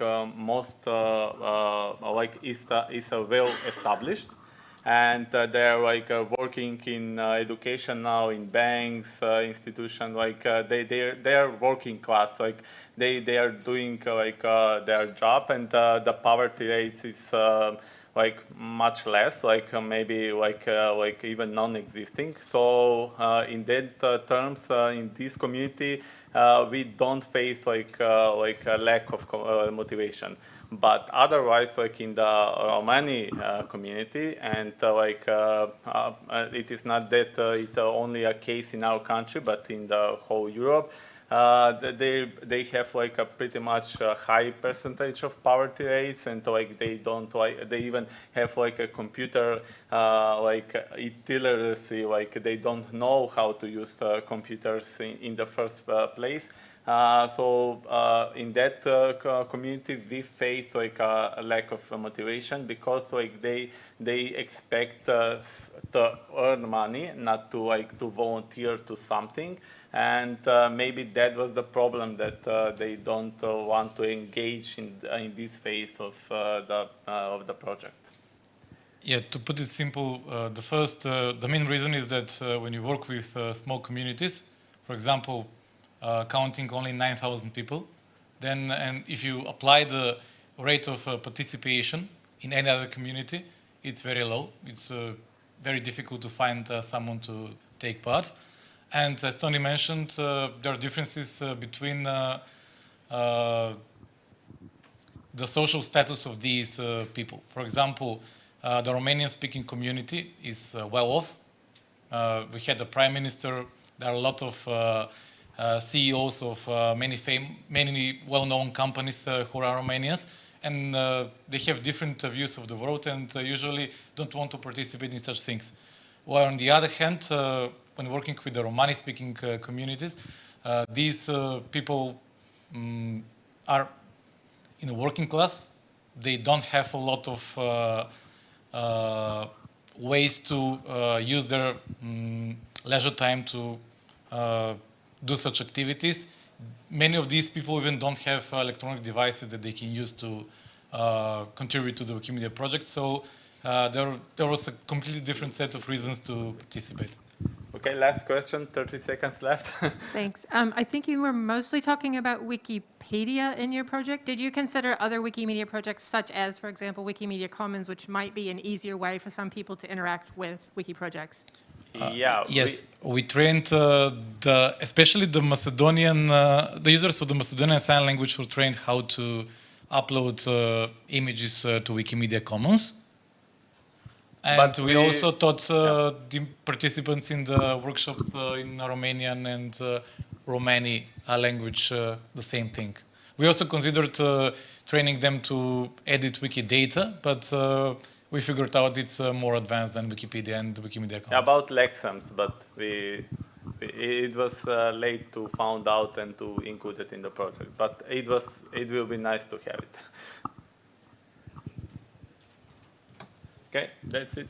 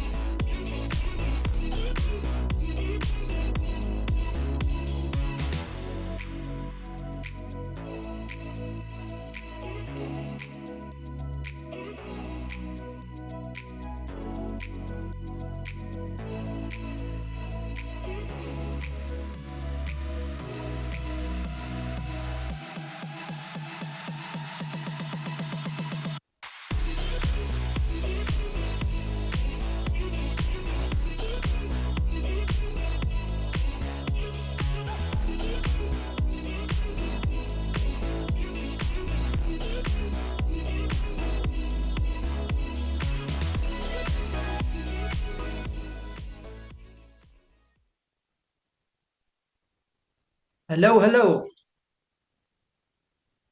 Good morning, everyone.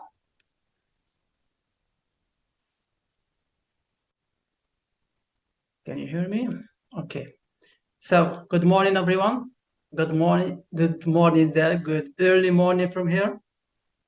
My name is Mohammed Amin Bellulu, member of Wikimedia Algeria. And I'm with Bashunda Mohammed, hello, Singapore, hello, Wikimania. Thank you, Mohammed.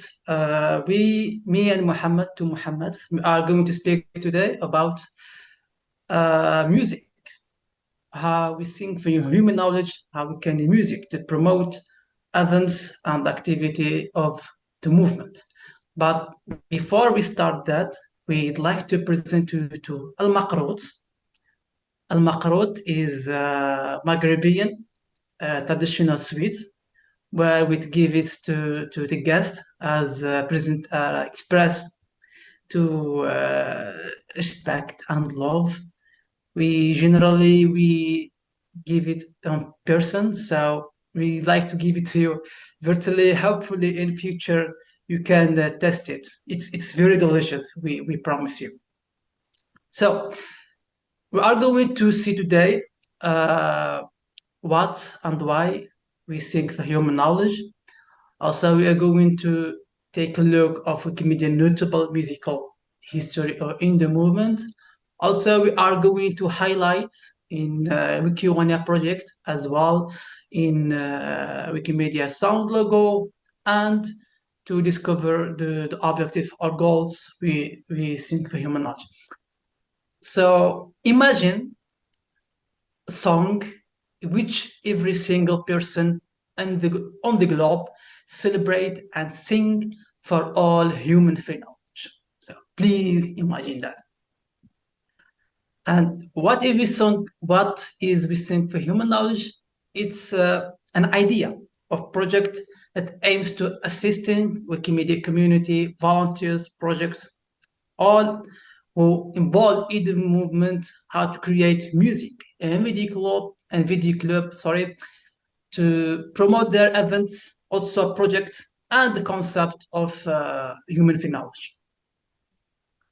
The idea came to us when we noticed that there is some foundation around the world use music as a universal language, and how can in fact inspire people and bring together in one place to share their thoughts, they celebrate together. And I believe that is the heart of the movement, and Wikimania is a great example. So where all people from background, from different color, ethnicity, language from the world came to one place and discuss how to develop content of human free knowledge. And we take also FIFA World Cup. Music is something amazing. I don't know how inspired me, like a song where all over the world people singing, celebrating together, singing. And I believe we can take that to the movement, can be super, super useful.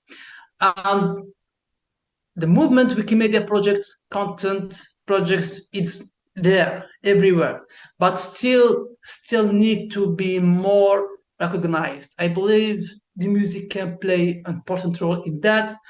And based on my small experience, I know that the organizers of the event in the movement generally focus in visual identity more than musically. So I believe it will be great if we know more music to use it to promote the events.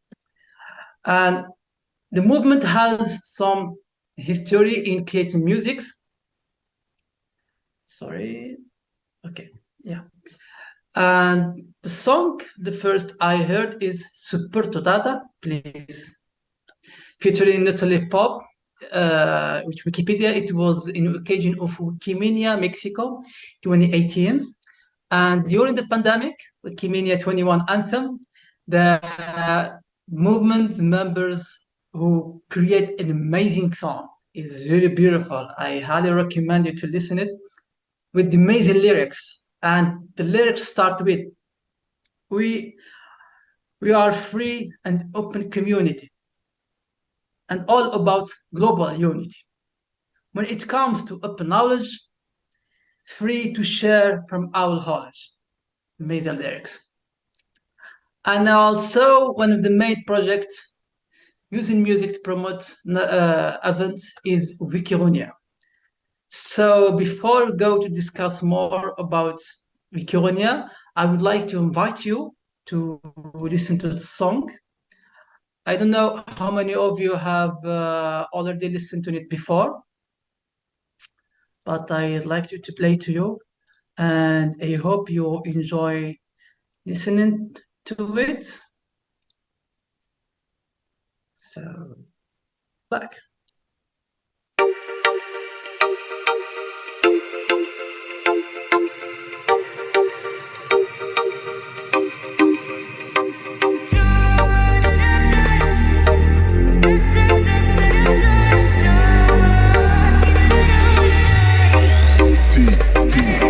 المعرفة والمعلومة وين تكون من الوجود تاع الإنسان من اللي بدا هذا الكون ما يشقاش تحوس في كتابات ولا مكتبات المعلومة بين يديك عبص يسي الفنات حقق لكل الناس فري ديفلوبي لا كونسونس لانفو ديسبونيبل باللي فوتو واللي ريفيرونس ما كانش ليميت نون ستوب ديما اوتوب دير لو دور ديموند بسمارت فون ولا لابتوب جوج من البشر تكتب تدون وتنشر تبحث تصحح تثقف تفكر وتطور تعلم حاجات في درس العوايد النغدين عرف بالتراث العادات والتقاليد تنطق الموروث معلومات بلا حدود وين تكون توصلك المعلومة بلا مجهود مئة اللغات تشبع معلومات مخك يولي موسوعة بالأمان والضمان من المصادر الموثوقة وما تخافش كان اللي صحح المعلومات المغلوطة سنوات من العلم التطور والتكنولوجيا تكليك طابي ويكيبيديا Waiting for it, waiting for the unknown to be bright enough for the knowledge to be shown.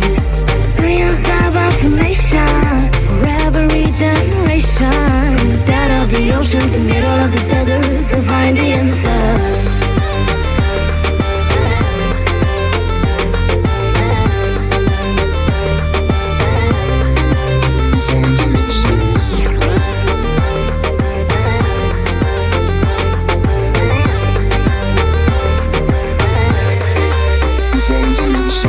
ويكيبيديا كل مبهم تكشف سترة بضغطة زر تغوص في أعماق الفكرة مجهودات جبارة يراها حتى الأكمى هي وجهة من شاء أن يلتمس الحكمة تقنية ضخمة أنت ترى الثورة تبحث عن المجهول وتسبر غورة أبوابها لا توصد في كل وقت زرها معلومات غزيرة ستأتيك ببرهة في طرفة عين ببالغ السرعة أفكار ومعلومات لذهنك مرعى نحو شاطئ المعرفة حرك الدفة العلم نور فلنسر إليه صفا صفا اغتنم الوقت قبل أن يضيع العمر سدى فلتشبع الذهن مثل ما تشبع البدى قم اسعى اكتشف من كل المجالات رشفة كل ما يبدو غامضا فلتحاول كشفه ويكيبيديا يقتطف من كل مجال وردة عقل من دون علم شبيه بأرض جردة كلمات تهاطلت من القلب على اللحن فقم لنطلب العلم من المهدي إلى اللحن Waiting for it, waiting for the unknown to be bright enough for the knowledge to be shown.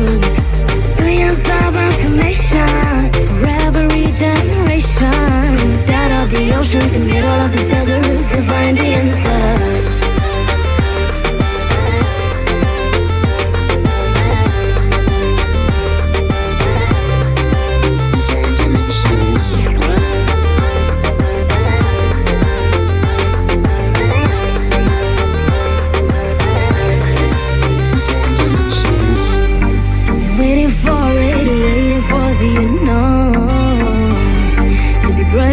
For the knowledge to be shown.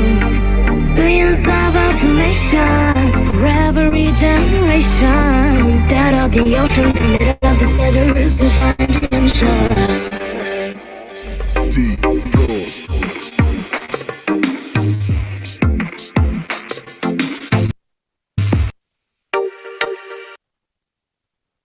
Okay, I hope you enjoyed the song. It's amazing. Do you think, Muhammad? Great song. Because Wikimania is the song of the Arabic. It's in Arabic, and it's a great project in hip hop. We are in the 50th anniversary of the rap music, and the video clip is performed by an amazing team. We collaborate with a young director and of Algerian artists in collaboration with Wikimedia Algeria that aim to motivate Wikipedia users and create content. The goal is to promote the knowledge content on the internet, while also spreading love, peace, and humanity throughout the world. It's translated in many languages. It's not in Arabic. This is a photo of the team who's created the video clip, and we thank all the person who participate in the creation of this video clip.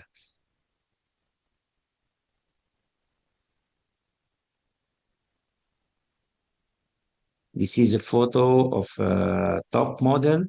It's a synonym of a diversity, not only in Algeria, but in all the Maghreb region.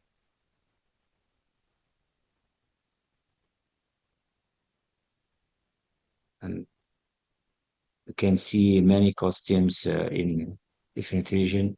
And Wikironia's goals is attempting to introduce Wikipedia and Wikimedia projects to the new generation by using a modern artistic approach. Artistic approach is music, and this video clip, it's work to foster cultural and project collaborating among Wikimedia community, Wikimedia cultural diplomacy, and it's important to talk about Wikipedia in many era in our activity in music, in technology, in culture, in history, in anything. We should to talk. We should to provoke talking about the free knowledge, and this video clip is a big example.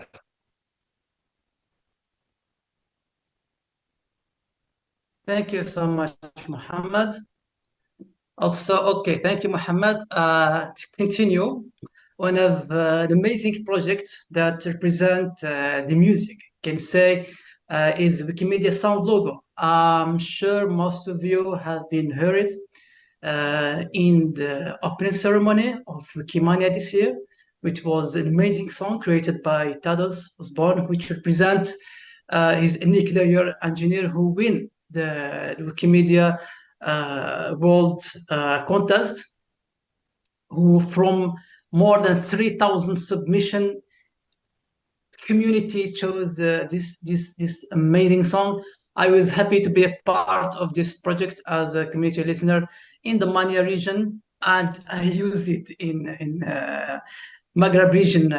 Wiki for Climate Change in Maghreb region is amazing song. I'd like to play to you again. Maybe some of you had already listened to it.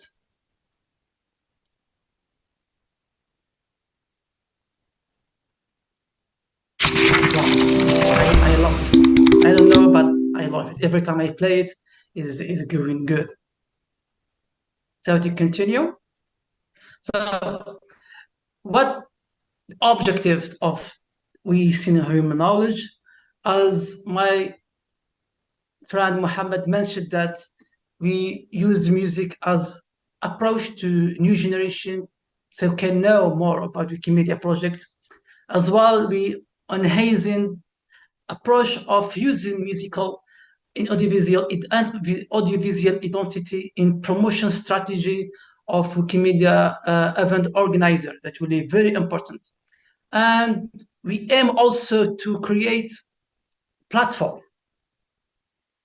where all the members of the movement can use it to create also a music playlist or any creative content to be helpful and useful as well to promote their event and activity, and use it in social media, in different platforms as well. As Wikironian, as example, is available right now in YouTube, in Spotify, on all different musical platforms, and you can use it in your Instagram story and TikToks. So all that we hope to support the movement strategy and create a new approach to to develop the content of the movement. And what up next today is this project is in the middle of discussion and with important people, with people who in the movement and the expertise to how to develop idea and be more reusable in the future. Thank you for attention. We are happy to receive your questions, please. Thank you so much.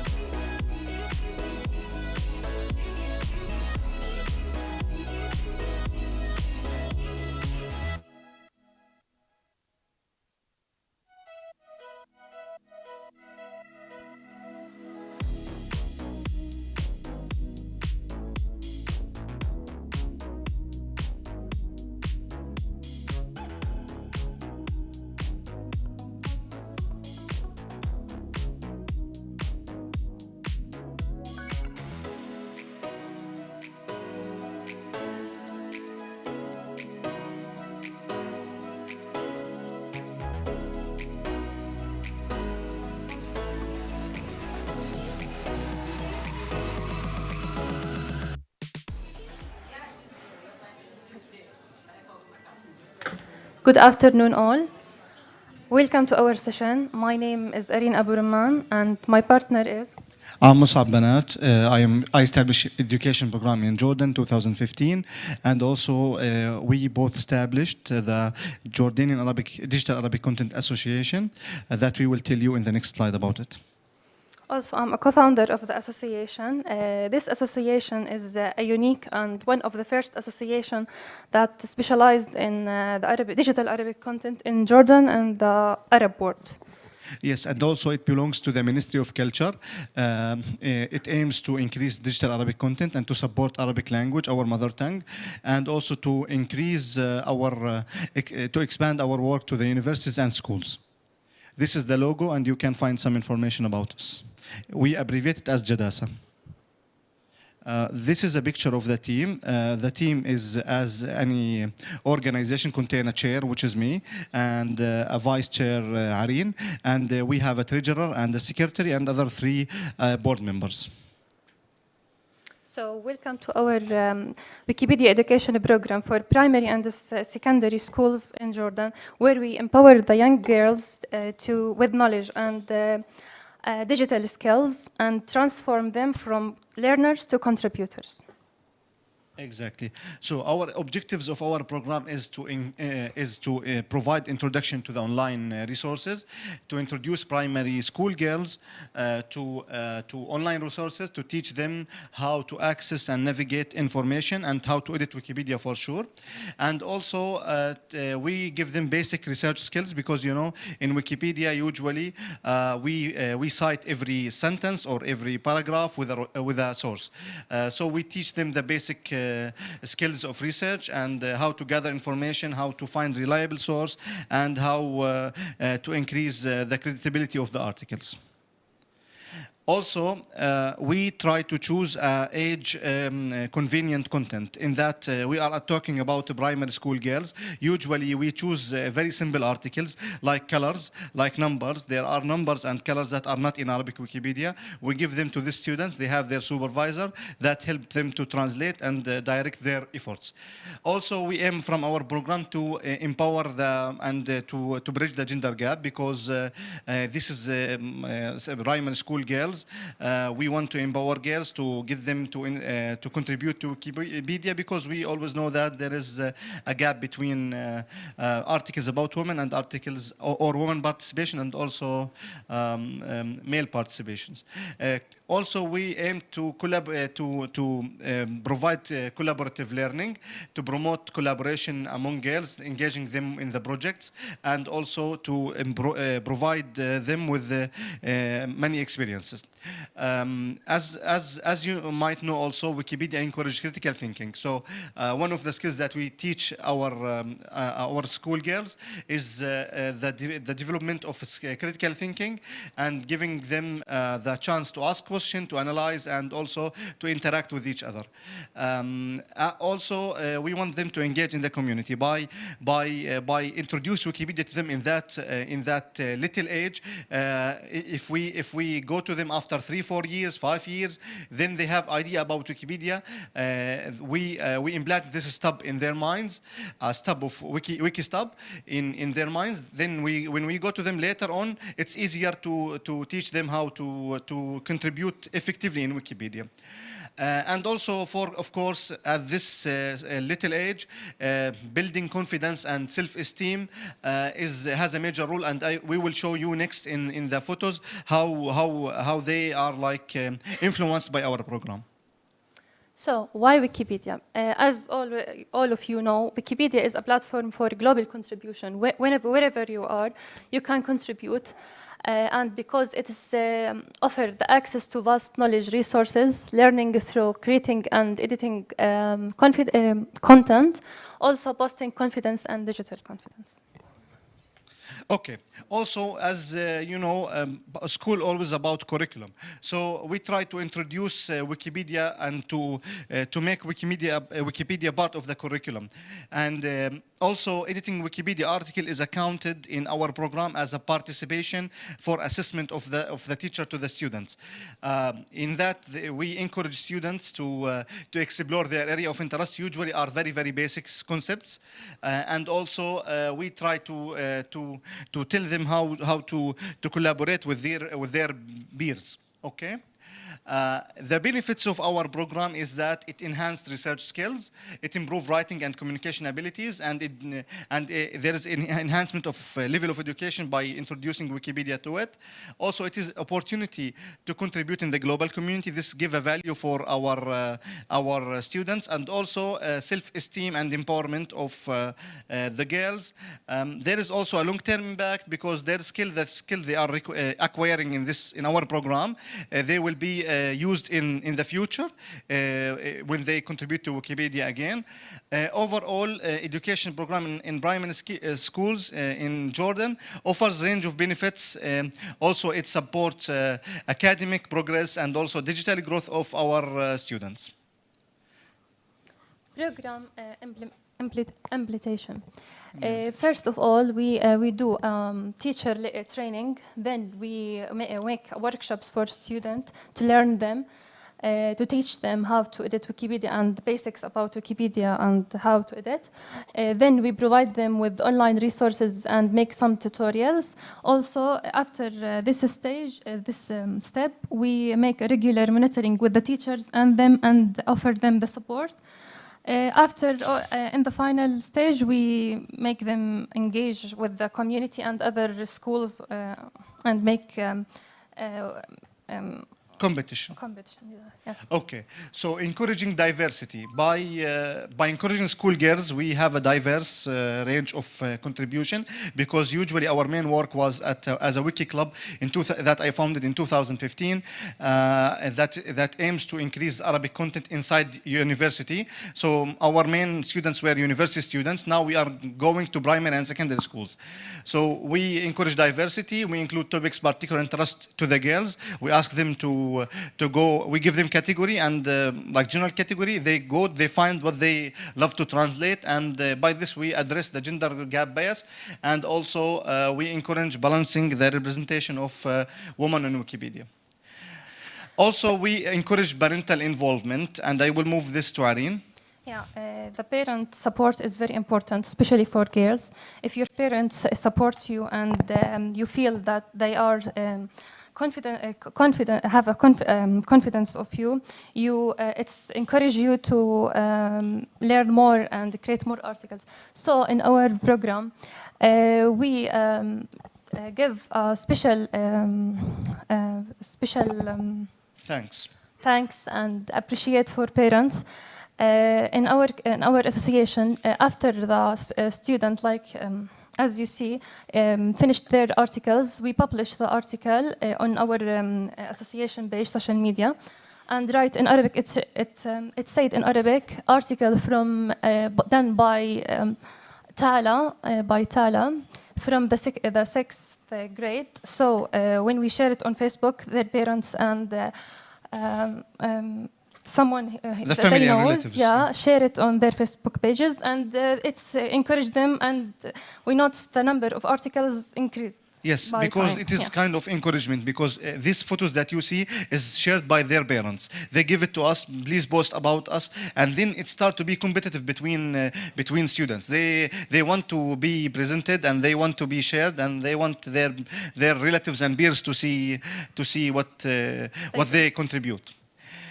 So our achievement is that we have engaging 2 private schools in Jordan and 1 governmental school, and there is some particular thing about this governmental school that I will tell you in the coming slide. We have created the MOU with one of the prestigious universities. It is called Al Umariya, school called Umariya School. It's a private school that has 2 branches, one in the capital Amman and one in the Zarqa. It's mainly for girls, and we we had collaboration with this school. We reached more than 60 students. Most of them are primary and secondary school. We created 200 different articles by those students, and they are editing more than 500 articles. So this is an overview about our partnership. Harin, can you handle this? Yeah, the Omariya School for Girls is a private school. Our hero monitor is Amani Zaiter. The another one, private school, Ohad School, it's our monitor, Hanadi Marwan. And the governmental school, our hero monitor is Hana Zaiter. Yes, so the middle one is the governmental school.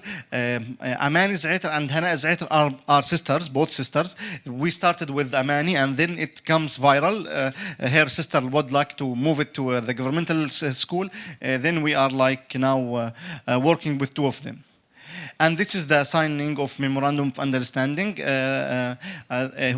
Muhammad Al-Qinna, a Wikipedian part of our association, represent us in this signing, Memorandum of Understanding. And this is some photos from our participation with Omariya School. You can see the certificates that has Wikipedia logo, Hashemite University logo, our club logo, and you can see the association logo in the background. This is the Omariya private school that we told you about. This is also in the ceremony of the Omariya school. You can see the students and me and Aryan also. This is also part of the photos from the ceremony. And if possible, can you open the links? The students are talking about their experience. We want to show you.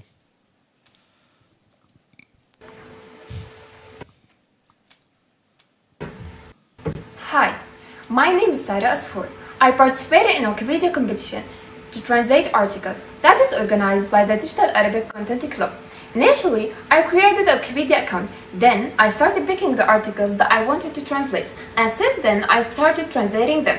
I have translated around 30 articles. Translating articles in this manner typically required a time of approximately 15 to 30 minutes. The percentage of articles on the internet was elevated by the initiative. Ultimately, this campaign proved to be highly beneficial for both myself and for my vocabulary and my ability to expand my knowledge, as well as for teaching me how to sign up and how to publish my material. Thank you all. The next one, please. Thank you. Then next. Thank you very much. Hello, my name is Irene Hannoun and I'm from Omariya School. And today I'm going to talk about the initiative of translating articles. Our creative educator Amani Zaiter has put forward an initiative to translate articles from English to Arabic with the goal of enriching the Arabic content. And she taught us the basics and how to edit and publish our articles on the internet. And we as Arabs, we face a serious problem of the lack of websites in Arabic. So this initiative has helped us to separate the Arabic knowledge and the Arabic culture. And thanks for listening. The next one, please.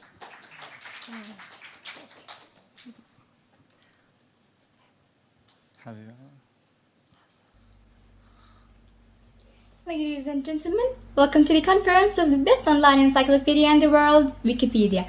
I'm Zina Dabshet.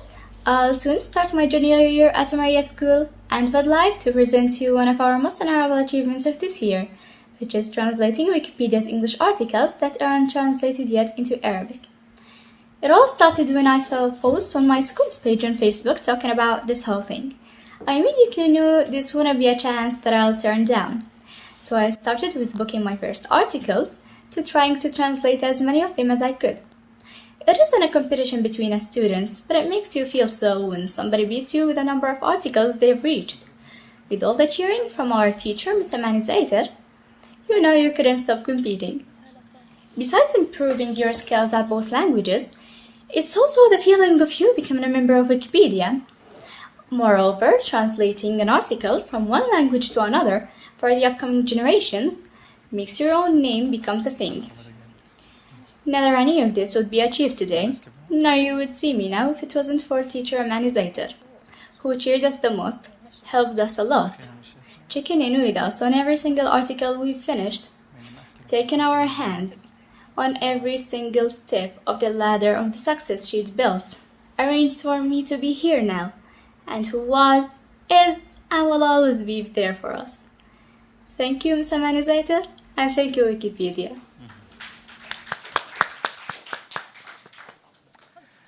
Okay. Let's go back to slides. Yeah, thank you. So as a conclusion, our Wikipedia education program is a unique opportunity for primary school girls to excel, learn, and make positive impact. Together, we can empower the next generation of confident, knowledgeable, and digitally skilled girls. You can find here my contacts. You can find our social media pages that you can reach out, and also you can see the pictures, photos, and the contribution of the school girls. Thank you very much. And the last thing that I want to mention, thank you. Thank you. The last thing that I want to mention is a nice fact. Yesterday, as some of my Arab friends know, there was announcement of the 12th grade GPA, which is like the final step before going to university. One of the students that were translating with us, the photo just came yesterday, so that I cannot present now, but I can show you it after the presentation. She got the first rank on all over the country. She had like 99.8. She's participating with us. Yeah. Thank you very much. If anyone have a question? Yes, please raise your hand.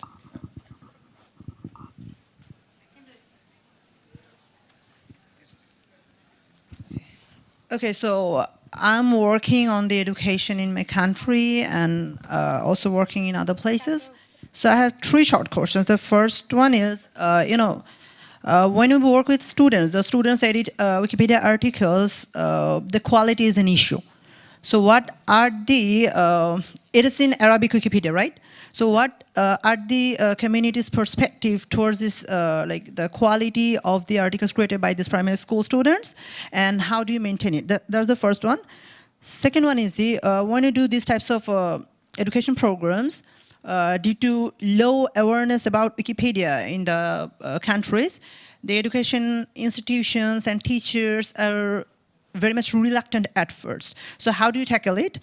Because the situation is very much different from our South Asia and Middle East. And the third question is, since you're working with very younger children, safety is always an issue because Wikipedia is an open place. Wikimedia is an open place. How do you ensure safety with these young people? Do you have any special plan with that?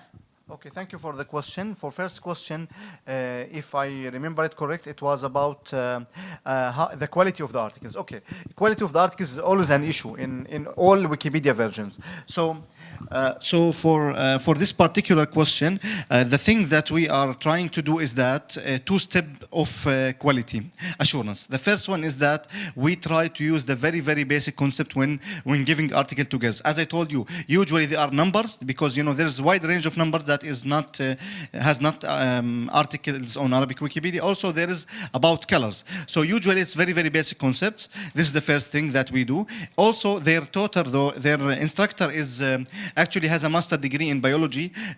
She's very well qualified, but because of lack of jobs in my country, she's working at primary school. So she's reviewing their articles. And there is a third layer of review, which is our part. We review articles in Wikipedia before publishing. This is how we can manage the quality. But still, when it is like, sometimes we are talking now about primary schools. We have also university students.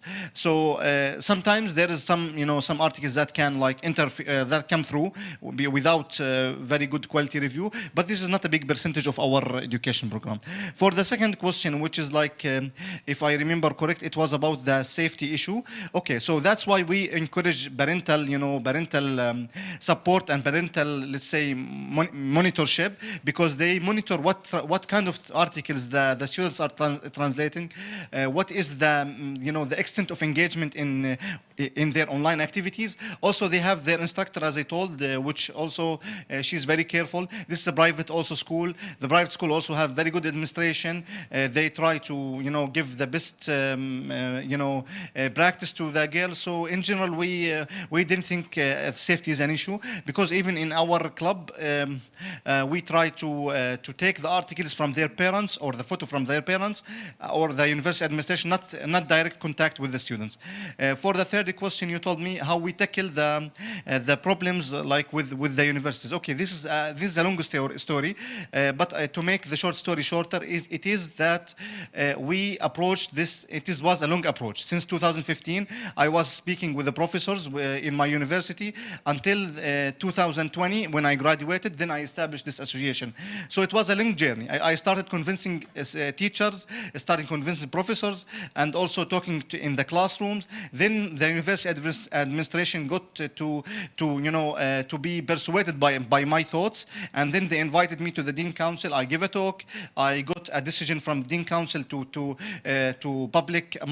make my initiative public all over the university faculties, around 18 faculties, and then I invited the chief executive director of Wikimedia Foundation, Catherine Maher. She came to my university. We signed a memorandum of understanding between Wikimedia Foundation and Hashemite University in Jordan, and it's actually will be expired by next October. So we are thinking of renewing it in order to preserve our work, because it is a common thing that in our part of the world, if the administration of the university changes, then the previous projects will be stopped. That's why we don't want our projects to be stopped. We want it to be expanded. I hope answered the question.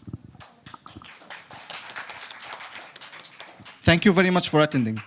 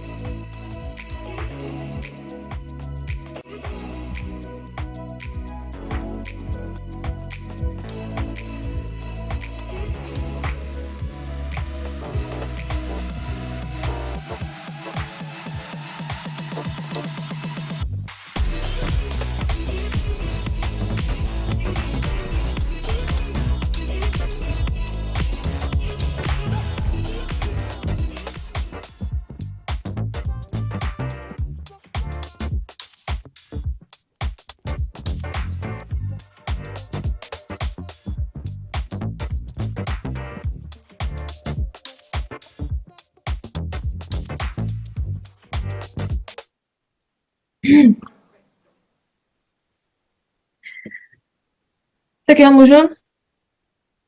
Můžeš. Hello, everyone, and welcome to our talk, How We Use Thematic Challenges to Cover Content Gaps and Activize the Community of Wikimedians. My name is Natalia Schejbalova. I am fundraiser and PR specialist of Wikimedia Czech Republic since September 2021. And with me today, there is Klára Joklova, Executive Director of Wikimedia Czech Republic. She's been doing this job since March 2018. Thank you guys for being here with us today. We would like to share with you the topic that has been with us for the last 2 years. The aim of this was to focus our work more on something that happens and for the whole Czech community. What does these challenges look like? What we are talking about? It's always an editing or photo challenge or a contest that is focused around a specific topic. We will get back to that later. It usually lasts around a month. Last year, I think for all of our 4 challenges, we even choose a longer period of time, I think around 6 weeks. And it's always a mix of several online and usually on-site events like editathons.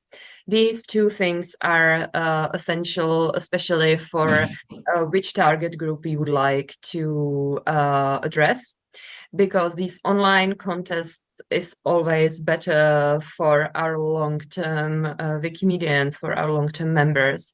And on-site events usually attracts newcomers, and that it's something we are aiming. The goals of the challenges are mainly to attract new editors, to motivate Wikipedians that already create to create more content, and even articles or photos on given subjects for Wikimedia projects. We will get into the topics later.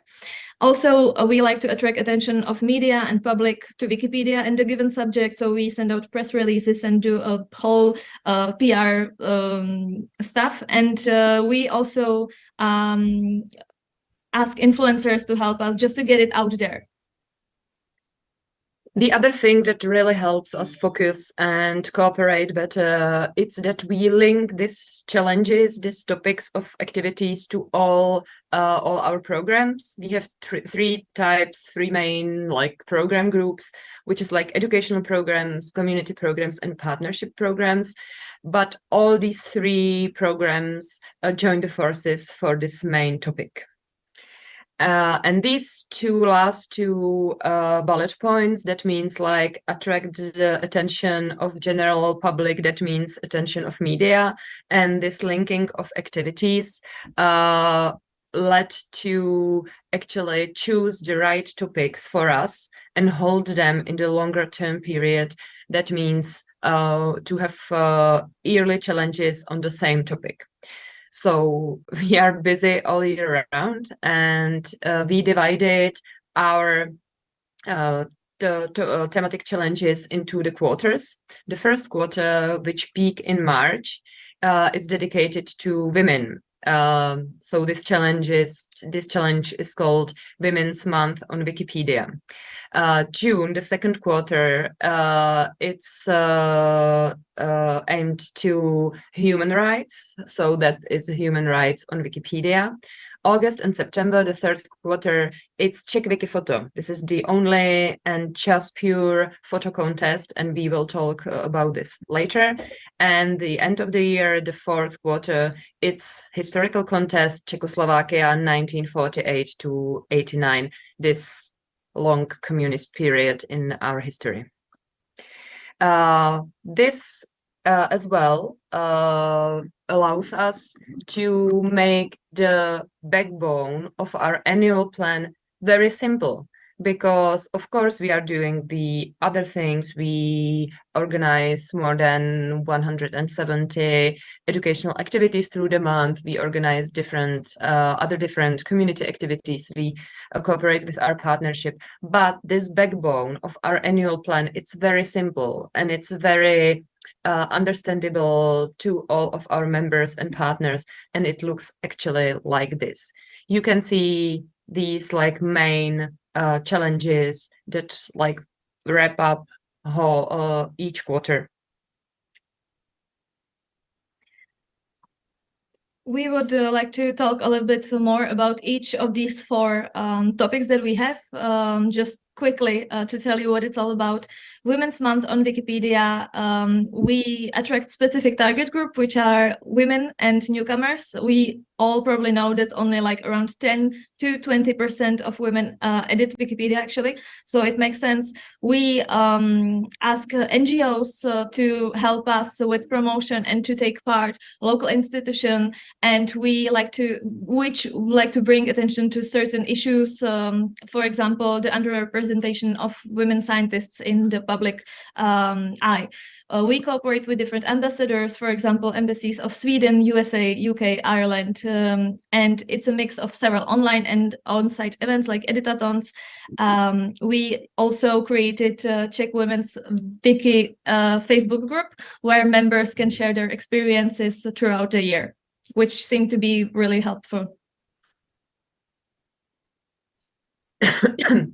Sorry, unlike the Women's Month on Wikipedia, that is focused on like gaining newcomers and attract women, the human rights on the challenge human rights is focused on completing like the complicated and complex topics. That means to cover the content gap.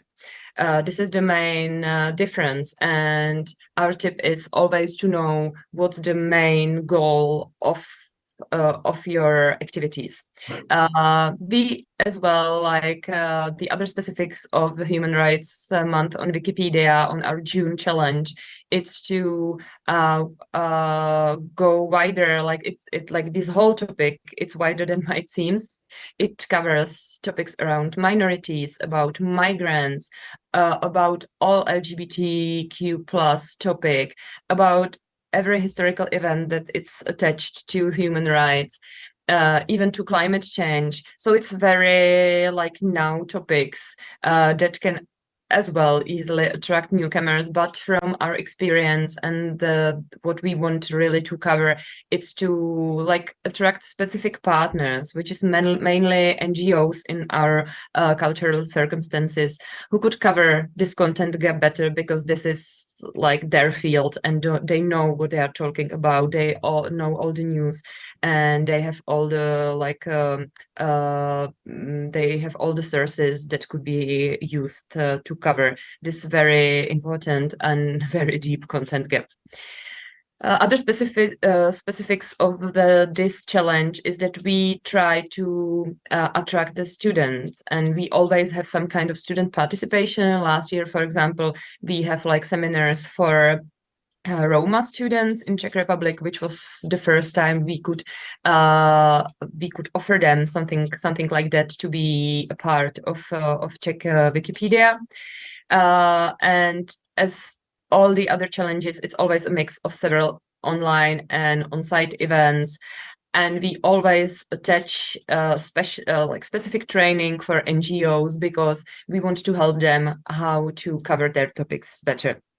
One useful tip here, we try always to plan in advance with our partners, and we take advantage of their existing activities and we try to join them. For example, we extend this challenge to be able to cover and be part of International Refugee Day. Another challenge is Czech Wiki Photo. We try to support quality photograph on Wikimedia Commons. By that one, we mainly target newcomers, professional or amateur photographers who like to take pictures. So we invite them to Wikimedia and all the Wikimedia projects. It's a way of bringing attention to commons and free licenses.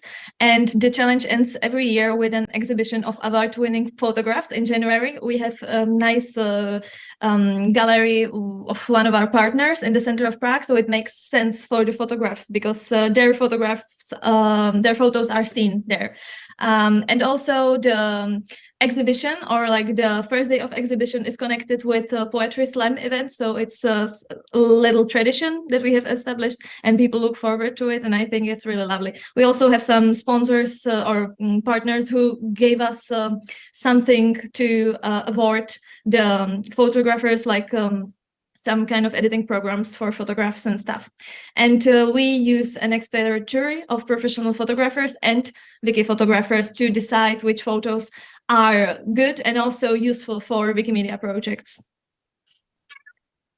The last challenge that ends, wrap up our whole year, it's contest Czechoslovakia 1948 to 89.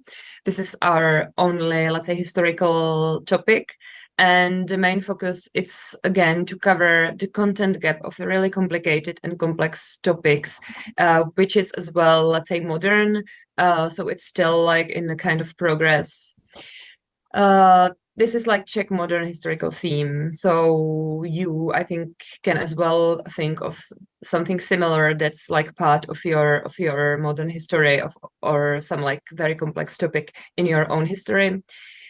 What we always are doing here is to involve the academic partners, teachers and students of our universities. In last year, we was able to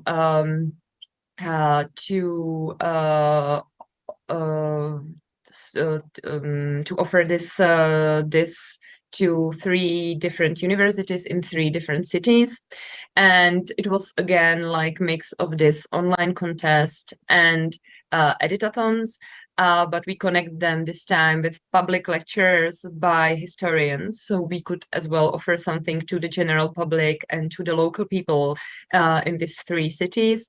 And editathon culminates as well 1 semester course for students. So librarians was part of that, but mostly universities and these academic partners.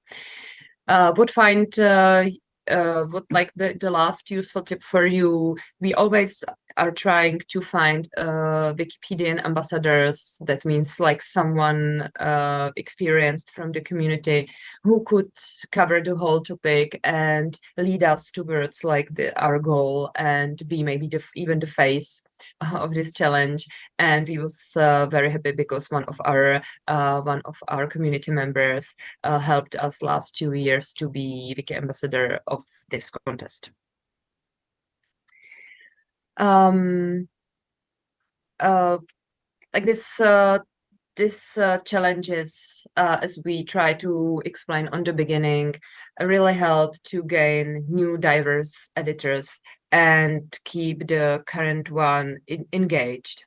What's important to mention here is that we know that for our like existing community, for people who was able to find their own way to Wikimedia world, to editing, this is just like fun. They can be part of the contest, they can win something, they could as well get like a wiki badge for this, which we prepare every year for each challenge.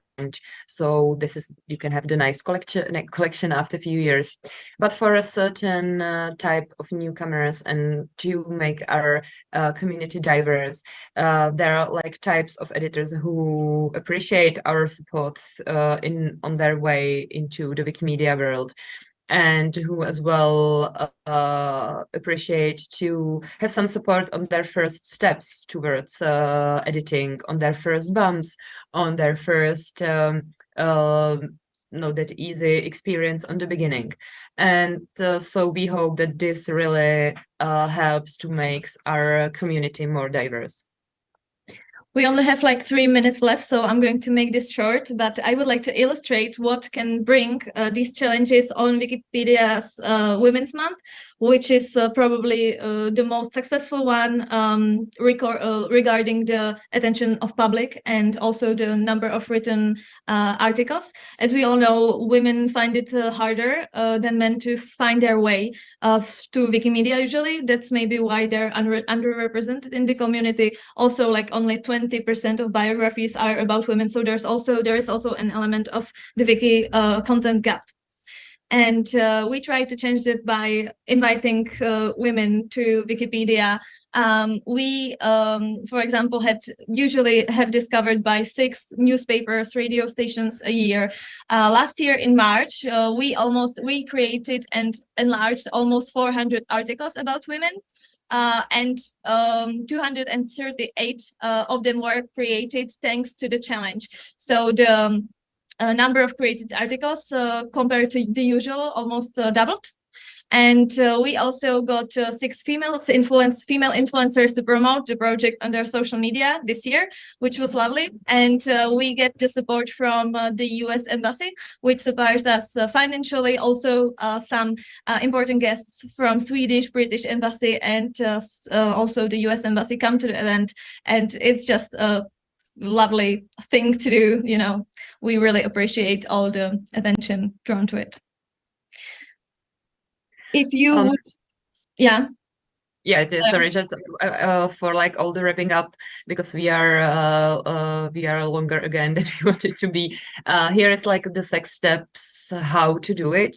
We won't go through this. I think you can find it if you really want to, and we are always here to help you or share our like experiences with whatever you would like to like start or and as well follow our communication channels.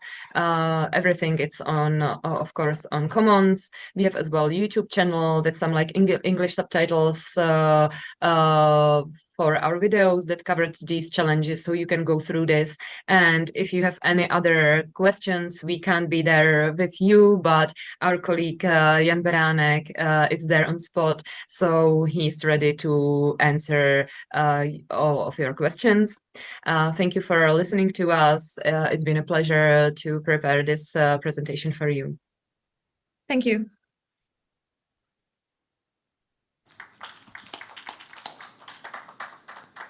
So hello everyone, my name is Jan Beránek and I work at Wikimedia Czech Republic as coordinator of programs for editors. So basically the stuff you have just seen. I'm here for all the questions and we have about 3 minutes. So if anything, feel free to ask.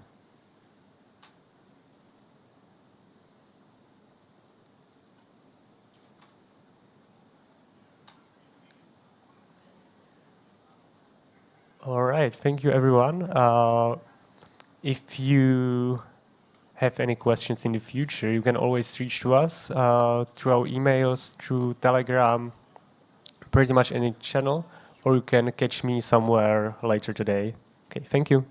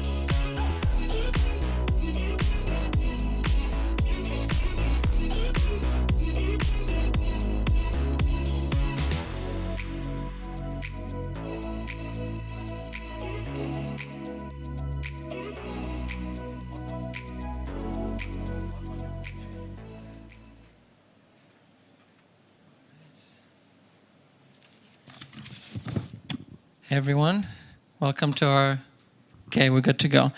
Welcome to our little presentation on public broadcasting content on Wikipedia, but also elsewhere. I'm Jan David Franke, I'm with Wikimedia Deutschland, and this is... Yeah, do you hear me? Yeah. I'm Kevin Golde, I'm the founder of the project Wiki Loves Broadcast from the German Wikipedia. And today is the day we try to internationalize it. And yeah, hope that many of you are interested to copy it for their country. And so yeah, it will be also an interactive session. So if you want to come to the front, you can come. To give you a little bit of background, public broadcasting content is content that we've all paid for already through our licensing fees, so it should all be available to us, to use, to reuse, to edit, to share. That's what we're working on. We are trying to make sure that public broadcasting content is licensed under a free Creative Commons license so that it can then be used in schools and on Wikipedia. We argue that this is a huge benefit for schools, it's a huge benefit for Wikipedia, but it's also a huge benefit for the agencies themselves because it allows them to join us in the fight against misinformation online. It gives them a wider audience. And it bolsters their democratic mandate and it boosts their public reputation. So for us, really, it's a win-win. So let's go through it together.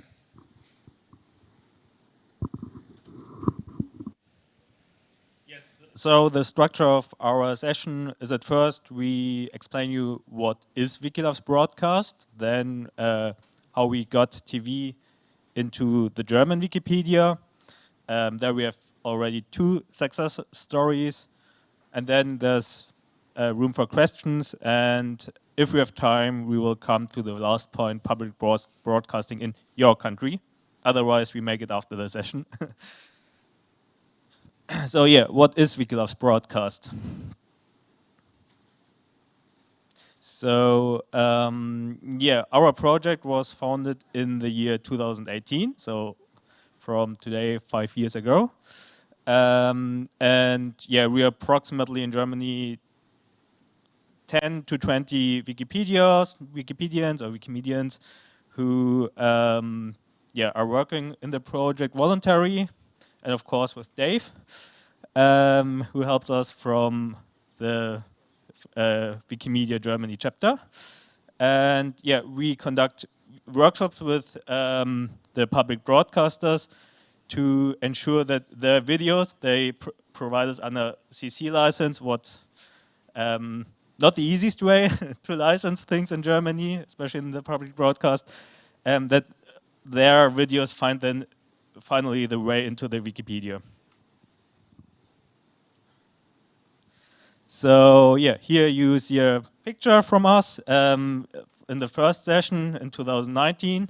Were 1.5 months, no, 1.5 weeks before the first COVID-19 lockdown.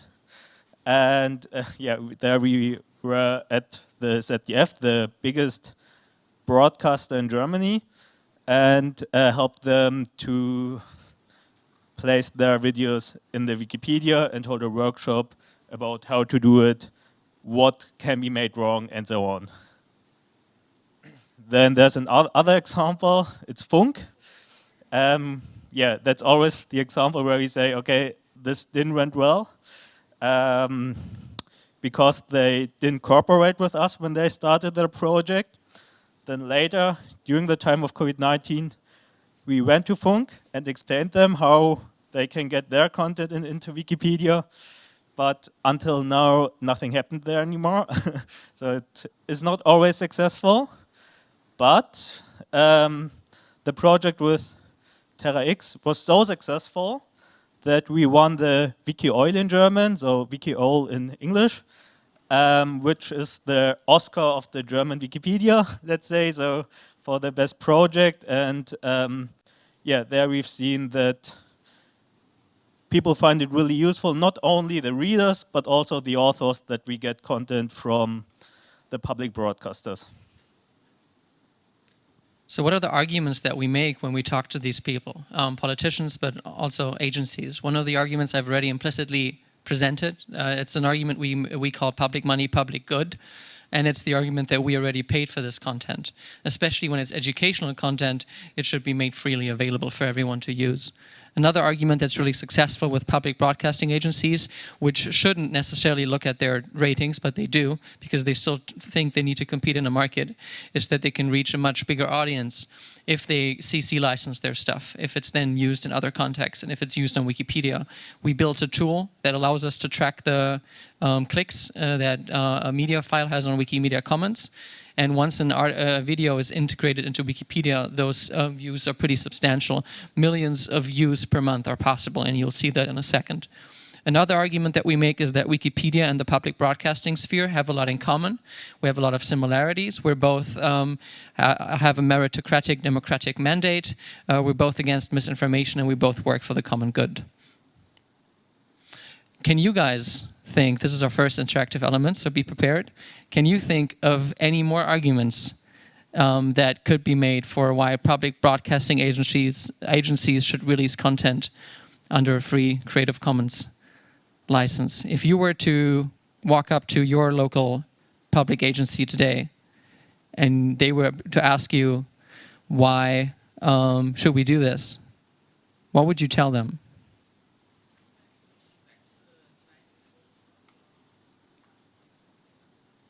I can give you the mic.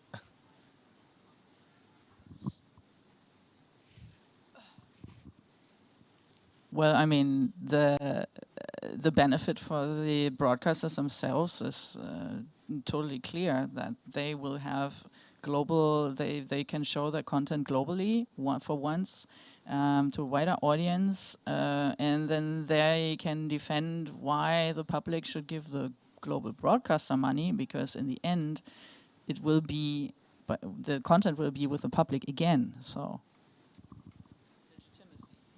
yeah, thank you. So especially in Germany, they have right now big issues regarding the legitimacy, and that's a strong argument, because CC licenses especially relevant, or what the public broadcasters can do, but not the private broadcasters, because they want to earn money with their content. Hi, can you hear me? Yeah, okay. So I'm from Canada, and we recently just passed legislation regulating the social media companies. So if they ever want to host news on their organization, so like Facebook, they have to pay Canadian companies now for their news content. So that means that a whole bunch of companies like Meta and I guess Twitter, but X now, they would have to pay for the content, but they don't want to do that, so they're blocking all of the news content on those platforms now.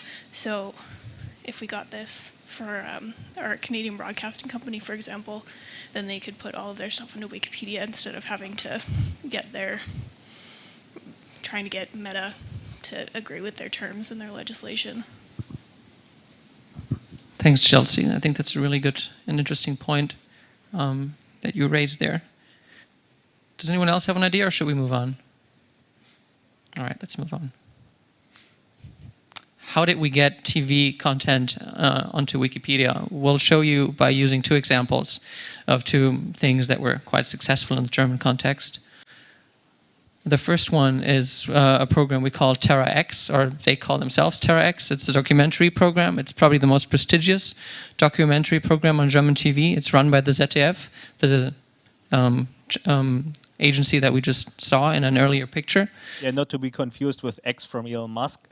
Not to be confused with X, exactly.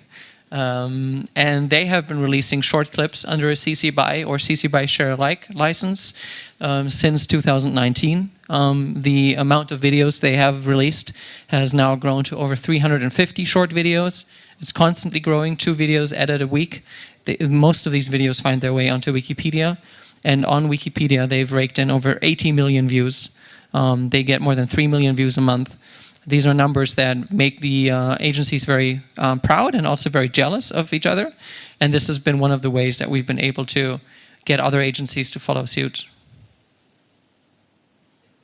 Yes, so, and what was the rate that we get? 80 million views of ZDF content in German Wikipedia only, so I think in English Wikipedia the numbers would be even higher. So the first ideas we had already in 2016 that, yeah, from the voluntary community, but also Wikimedia Germany had some ideas, and that's very helpful from the ZDF themselves, from the Broadcasting Council. So yeah, we found together in 2018 at a round table organized by Wikimedia Germany, by the predecessor of Dave. And yeah, and at the same year, the German Wikimania, the Wikicon, that we found also together with the voluntary community and so on.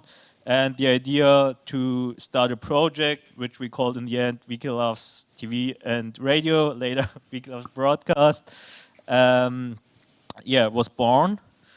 And why do we need a project for that? So yeah, we can talk transparently to the community, we can show who we are, we can document everything, and in the next step we would like to transfer everything to Matter, and yeah, to make it internalized. And in 2019 then the pilot project with TerraX started, and the first clips were licensed under CC. And yeah, shortly afterwards, luckily it was successful. We had our workshop with the ZDF and explained them in detail what works on Wikipedia, what doesn't work. And yeah, in 2021 we were awarded for the project with the WikiOwl, and now it has, as David told you, more than 3 million views per month, or 80 million views in total. So let's give you a quick idea of what it is that we're talking about. What do these clips look like that have been released under a free CC license and have made their way onto Wikipedia? Can you guys... Das Taj Mahal gehört zum Weltkulturerbe seit 1983. Vor knapp 400 Jahren, 1632, wurde mit seinem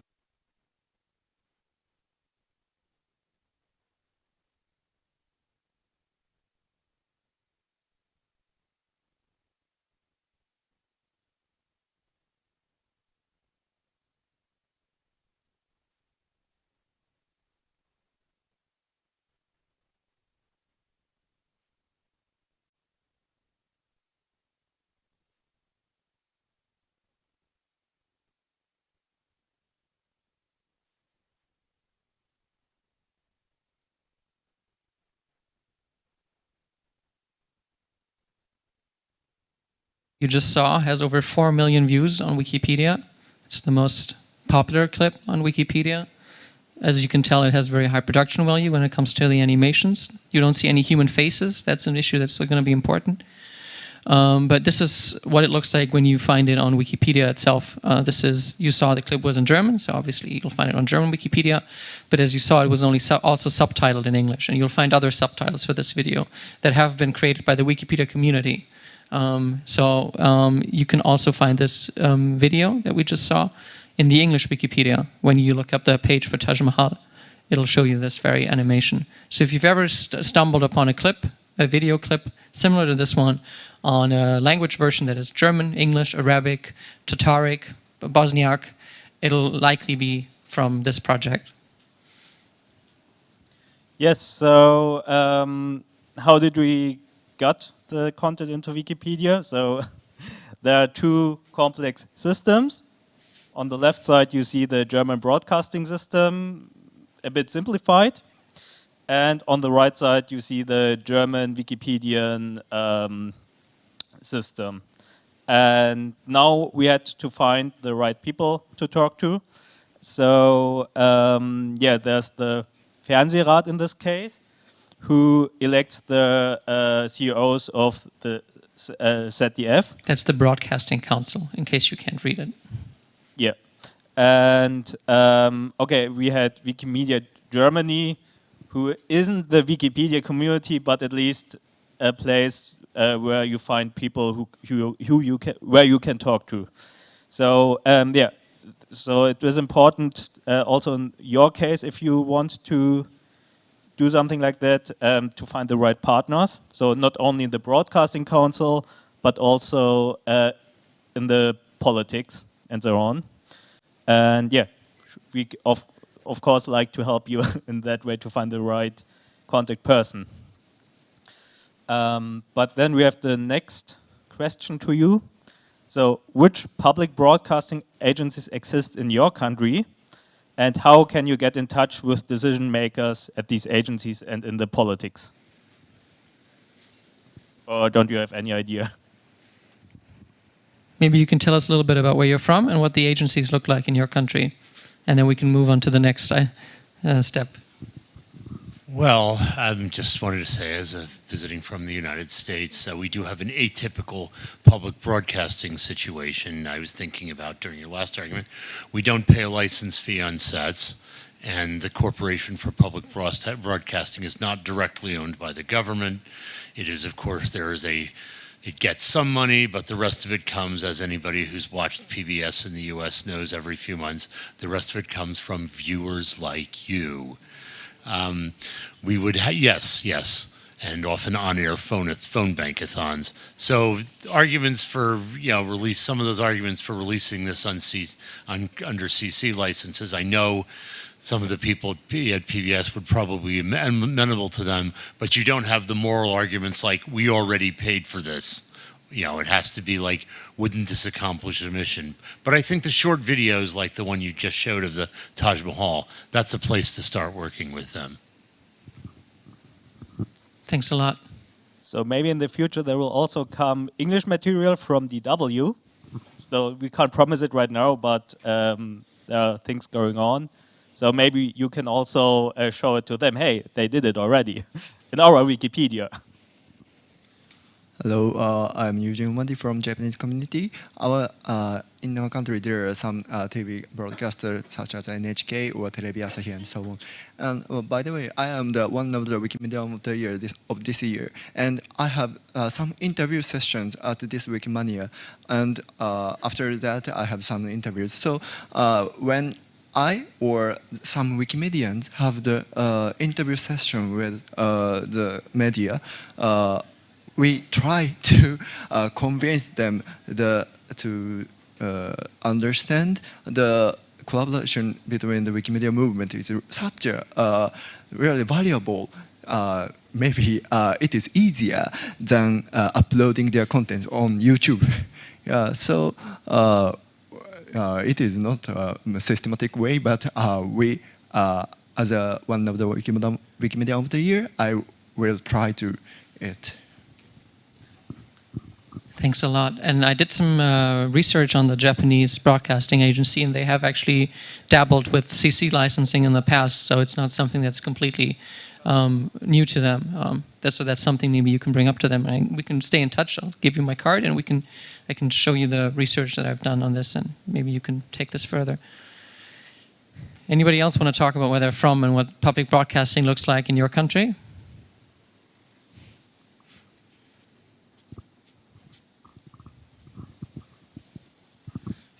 So I'm from Indonesia, and there are only two public broadcasting agencies. The one is the national radio, which we know as Radio Republik Indonesia, and the second one is the TVRI, or the Indonesian National Television. So most of this media is obsolete because it hasn't been maintained regularly by the government, and only old people watches it. It has a really old style, but most of the broadcasts they give to people is really old, and it's really hard to get in contact with us because they are watched by old people, and so most of the people who maintain this are also old, and it's kind of bureaucratic because it exists under a ministry, and we have a hard time contacting the ministry, and so the best way to us is not to convince public broadcasting agencies, but instead the commercial, because some of the commercial broadcasting agencies have licensed their videos under CC. For example, we have like two that have regularly broadcasted all of their footages with CC license. That's great to hear. I didn't know that that was the case. Usually we find it a little harder even to talk to commercial broadcasters, but we should also definitely stay in touch. All right, I think we're going to move on to the next slide. And this is the second story that we want to share with you. It's on the Tagesschau, which is the most prestigious news program on German TV. We don't like to brag, but we got in some nice examples. This is, they've been releasing content since 2022 under a CC BY Share Alike license. So far, 78 short videos have been released. Near half of them have been integrated on Wikipedia. I'm sure there's more to come. If it's relevant and if it fits, it doesn't always fit. And these videos have raked in over 800,000 views already in less than 8 months. Those are numbers that don't quite reach the other example that we've shown you, but they're still very substantial. And I think lots of people at this agency are very happy with them. And we'll give you a brief example of what this looks like as well. Guys, can you play the clip?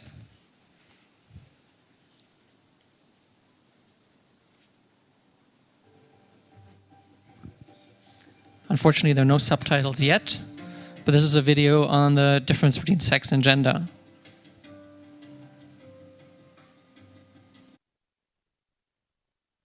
The fact that it's only in German, it's also made its way into the Arabic, the Tataric, and some other very interesting language versions.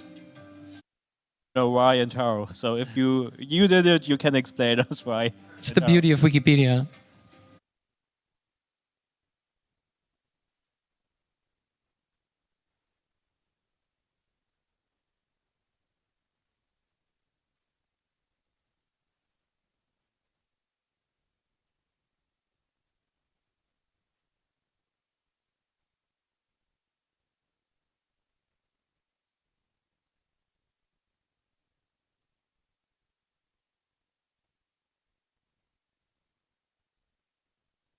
That's it.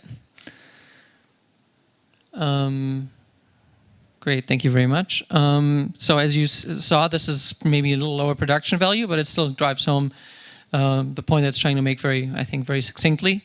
And you can find it right on top of the German article on gender, for instance. And should this be translated by any one of you, for example, or with a read-up or a subtitle, and this could also find its way into the English and the Dutch wiki, and that would be even better, I think. As you can see here, this is an example for TerraX videos. The videos don't only show up in German. As I've already mentioned, everybody can go and redub them, everybody can go and write subtitles. You find that we have Dutch read-ups, Latin read-ups, and Welsh read-ups. So there's some people that are very active in that community. And we have subtitles in all sorts of languages: Catalan, Esperanto, French, Spanish, English, obviously. And sometimes these videos also make the media of the day. And we would be very glad if there will be also English read-ups in one day. English read-ups obviously would be a huge step forward. I think with English read-ups, you would be able to get a lot of these videos onto the English Wikipedia, and that would drive up the view count even more, and that would get even more agencies interested in doing something like this. So this really can be a snowballing system. But it doesn't have to be explanatory videos like the ones that we just saw. It can also be videos similar to ones that have been released by the Deutsche Welle, which is Germany's foreign language agency. And they have released 14 clips of their daily drone under CC BY 4.0. All of them have found their way onto Wikipedia. There's a high demand for stuff like this in the community, for simple footage that just complements the text without making a big fuss. The advantage is that factual mistakes or simplified depictions are hardly possible because you're just showing how things work and how they look like and maybe what they sound like. And they often come with good production value, although a good atmospheric background. Now,